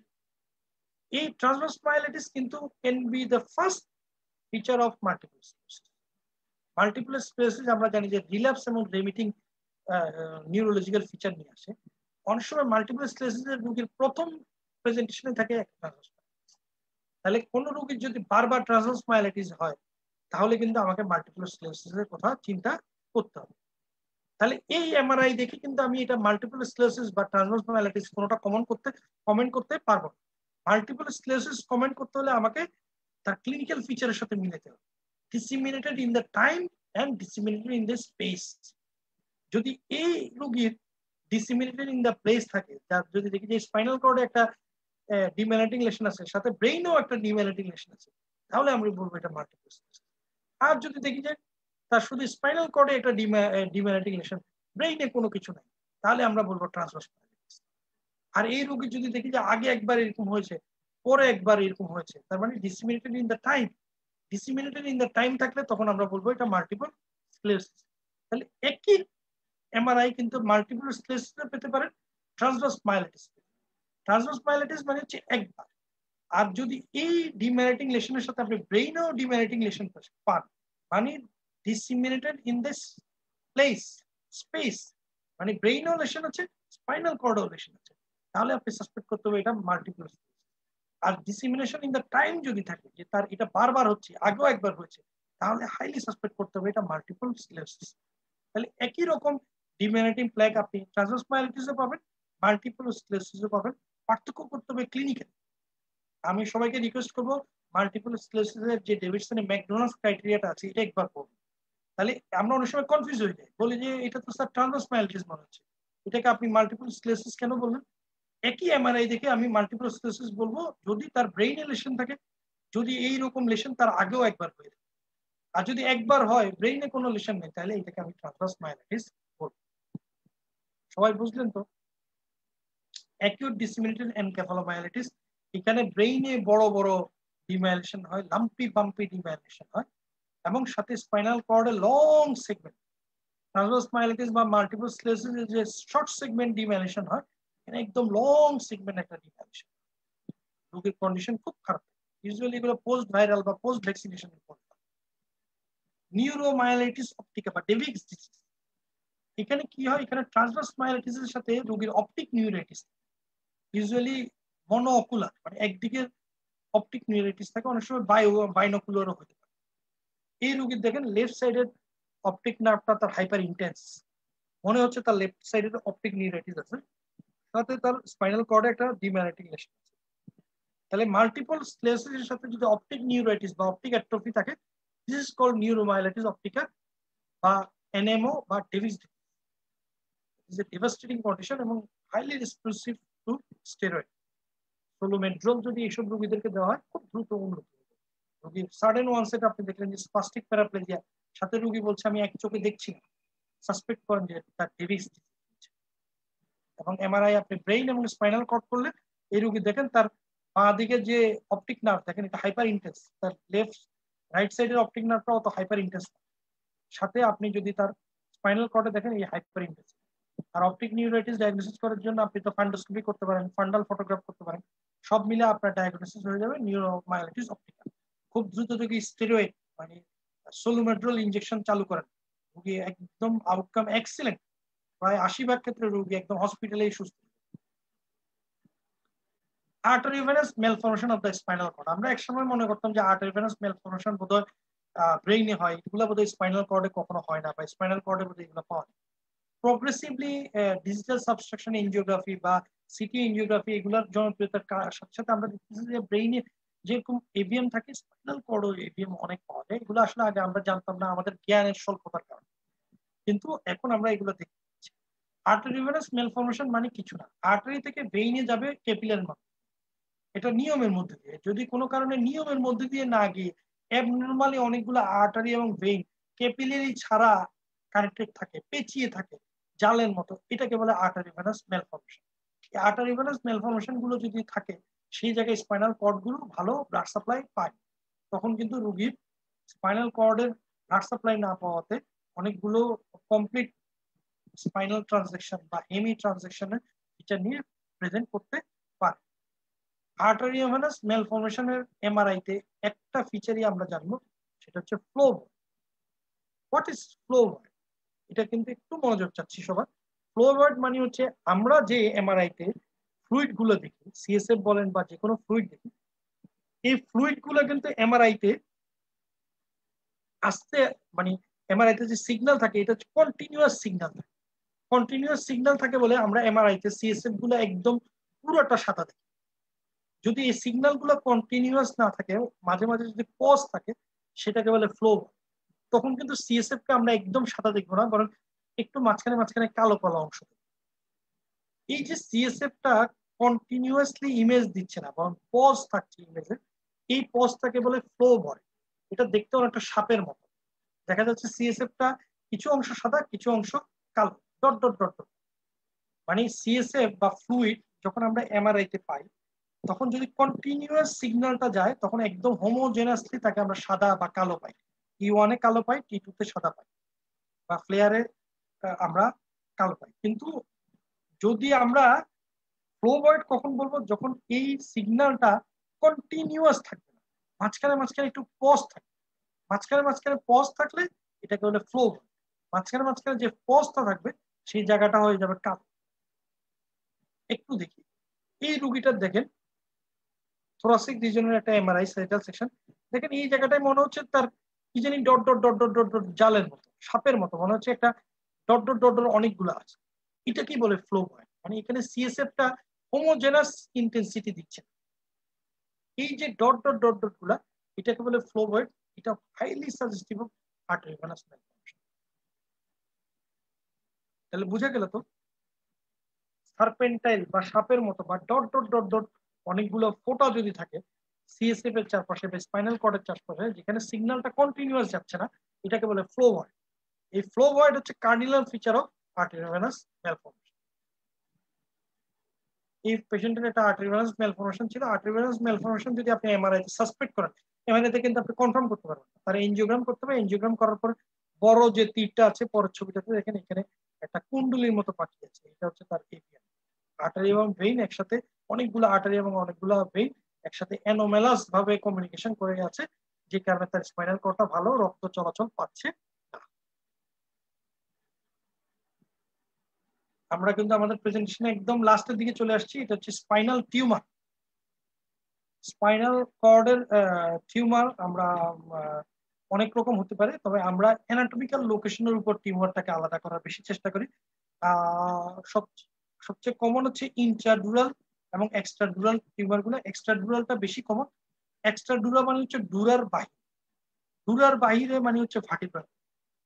আমরা জানি যে ইন্টারভার্টিব্রাল ডিস্ক ইনভলভমেন্ট হয় হচ্ছে গিয়ে টিবিতে, আর ভার্টিব্রাল ইনভলভমেন্ট হয় হচ্ছে গিয়ে ক্যান্সার।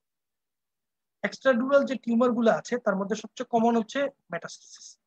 বোনের প্রাইমারি ক্যান্সার খুব কম, তাহলে এক্সট্রাডুরাল টিউমার মানে মেটাস্টেসিস। আর ইন্ট্রাডুরাল মানে ডুরার ভিতরে টিউমার আবার দুই রকম হবে, একটা হচ্ছে স্পাইনাল কর্ডের ভেতরে, সেটাকে আমরা বলি ইন্ট্রাডুরাল, ইন্ট্রামেডুলারি। তাহলে ইন্ট্রাডুরা মানে হচ্ছে ডুরার ভেতরে, আর এক্সট্রাডুরা মানে হচ্ছে ডুরার বাহিরে। ডুরার বাহিরে মানে সব টিউমারে থাকবে ভার্টিব্রাল বডির মধ্যে, এবং এগুলো মোস্ট কমনলি মেটাস্টেসিস। আর ইন্ট্রাডুরাল মানে হচ্ছে ডুরার ভিতরে। ডুরার ভিতরে আবার দুই রকম হতে পারে, একটা ইন্ট্রামেডুলারি মানে ডুরার ভিতরে এবং স্পাইনাল কর্ডের ভেতরে, আরেকটা হচ্ছে ইন্ট্রা কিন্তু এক্সট্রা মেডুলারি মানে ডুরার ভিতরে কিন্তু মেডুলার বাহিরে মানে স্পাইনাল কর্ডের বাইরে। একটু ক্লিয়ার করে দিচ্ছি, ইন্ট্রাডুরাল টিউমারটা দুই রকম হতে পারে।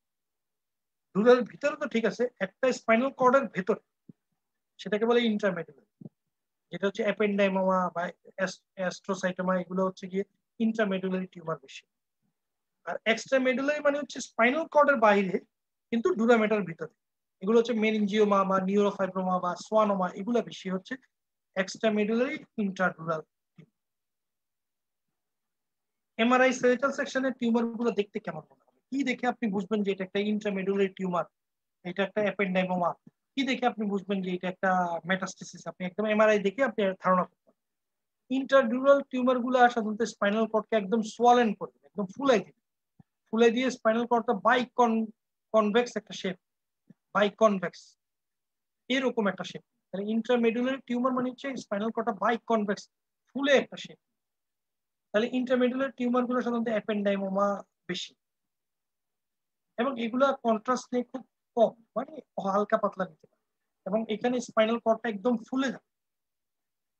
সমস্যা বাদে হচ্ছে এক্সট্রাডুরাল টিউমার আর ইন্ট্রাডুরাল এক্সট্রামেডুলারি টিউমার, এই দুটোটাই কিন্তু স্পাইনাল কর্ডের বাইরে, দুটোটাই স্পাইনাল কর্ডকে কম্প্রেশন করে একই রকম, এবং ফিচারটা দেখতে একই রকম হবে, এবং এমআরআই তে কিন্তু আলাদা করা যায় না। প্রায় কনফিউজ হয়ে যায় যে কোনটা ইন্ট্রাডুরাল এক্সট্রামেডুলারি আর কোনটা এক্সট্রাডুরাল। এক্সট্রাডুরাল গুলো তো আমরা বলছি ভার্টিব্রাল বডিতে থাকে, যেটা মোস্ট কমন মেটাস্টেসিস। আর ইন্ট্রাডুরাল এক্সট্রামেডুলারি গুলো আমরা বলেছি যেগুলো মেনিনজিওমা মোস্ট কমন, এছাড়া হচ্ছে সোয়ানোমা বা নিওফাইব্রোমা গুলা। এই দুটোটাই কিন্তু দেখতে একই রকম, দেখেন আপনারা ছবিটা, দুটোটাই স্পাইনাল কর্ডকে একইভাবে কম্প্রেস করে ইউনিলেটারাল কনভেক্স কনকেভ একটা ফিচার আসে। এটা আলাদা করার কিছু উপায় আছে এমআরআই। এক নম্বর হচ্ছে ইন্ট্রাডুরাল এক্সট্রামেডুলারি গুলোর মধ্যে কমন হচ্ছে মেনিনজিওমা, নিউরোফাইব্রোমা বা সোয়ানোমা, আর এক্সট্রাডুরাল গুলোর মধ্যে কমন হচ্ছে মেটাস্টেসিস। সাধারণত ইন্ট্রাডুরাল এক্সট্রামেডুলারি যেগুলা মেনিনজিওমা যেগুলো, এগুলো ইউজুয়ালি সিঙ্গেল থাকে, বা সোয়ানোমা বা নিউরোফাইব্রোমা এগুলো একটা থাকে। আর মেটাস্টেসিস সাধারণত মাল্টিপল হয়, অনেকগুলা। তাহলে দেখতে একই রকম হলেও যদি অনেকগুলো থাকে তাহলে বুঝতে হবে যে এটা এক্সট্রাডুরাল, মেটাস্টেসিস হওয়ার সম্ভাবনা বেশি। কন্ট্রাস্ট দিলে ইন্ট্রাডুরাল এক্সট্রামেডুলারি যেগুলা মেনিনজিওমা, নিউরোফাইব্রোমা, সোয়ানোমা, এগুলা খুব ভালো কন্ট্রাস্ট, হোমোজেনাস এবং গুড। আর মেটাস্টেসিসের একটা লক্ষণ হচ্ছে এটা খুব একটা ভালো কন্ট্রাস্ট নেই। এই দুটা জিনিস দিয়ে আমি এটা আলাদা করব। একটু আগের ছবিটা ইন্টারমেডুলারিতে আমি বুঝবোই, কারণ এটা স্পাইনাল কর্ডের ভিতরে, এবং সেরিব্রাল সেকশনে আমরা দেখবো যে স্পাইনাল কর্ডটা কনভেক্স হয়ে একদম ফুলে আছে। আর ইন্ট্রাডুরাল ইন্টারমেডুলারিটা হবে ইউনিল্যাটারাল কনকেভিটি, এবং এক্সট্রাডুরালটা হবে ইউনিল্যাটারাল কনকেভিটি। কিন্তু এই দুইটা যে ইউনিল্যাটারাল কনকেভিটি হবে, এই দুইটা আলাদা করব আমরা এই পার্থক্যের মাধ্যমে। ইন্ট্রাডুরাল এক্সট্রামিডুলারি গুলা খুব ভালো কন্ট্রাস্ট নিবে, আর এক্সট্রাডুরাল যেটা মেটাস্টেসিস এটা কন্ট্রাস্ট তেমন একটা নিবে না। আর মেটাস্টেসিস থাকবে মাল্টিপল অনেকগুলো। আর মেনিনজিওমা নিউরোফাইব্রোমা এগুলো সাধারণত সিঙ্গেল হয়, মাল্টিপল হতে পারে কম। দেখি আমরা এমআরআই এমআরআই এটা একটা অ্যাপেন্ডেমার এমআরআই দেখেন, সার্ভাইকাল রিজনে তার একটা ইন্ট্রাডুরাল একটা টিউমার, এবং দেখেন স্পাইনাল কর্ডটা একদম বাইকনভেক্স হয়ে সোয়েলেন হয়ে, এটা একটা ইন্ট্রাডুরাল টিউমার। এটা দেখেন ইন্ট্রাডুরাল এক্সট্রামিডুলারি, দেখেন বাহির থেকে কমপ্রেস করে স্পাইনাল কর্ডকে ইউনিল্যাটারাল কনকেভ করে। কিন্তু আমি কিভাবে এটাকে ইন্ট্রাডুরাল এক্সট্রামিডুলারি বললাম, কারণ এটা this is A contrast MRI. দেখেন সে কি ভালো কন্ট্রাস্ট, এত ভালো কন্ট্রাস্ট নিছে, তার মানে বোঝা যাচ্ছে এটা মেনিনজিওম। তাহলে এই মেনিনজিওমার প্রগনোসিস কিন্তু খুব ভালো।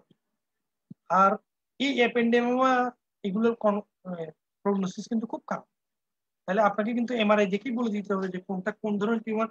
রোগীকে বলতে হবে যে আপনি অপারেশন করুন, রোগী কিন্তু আপনাকে জিজ্ঞেস করবে স্যার অপারেশন যে করবো ভালো হবো কিনা। এই রোগীর ক্ষেত্রে কিন্তু মেনিনজিওমা যদি হয় আপনি বলে অবশ্যই অপারেশন করবেন, এবং ইনশাল্লাহ আপনি একদম ভালো হয়ে যাবেন, কারণ মেনিনজিওমার আউটকাম খুব ভালো।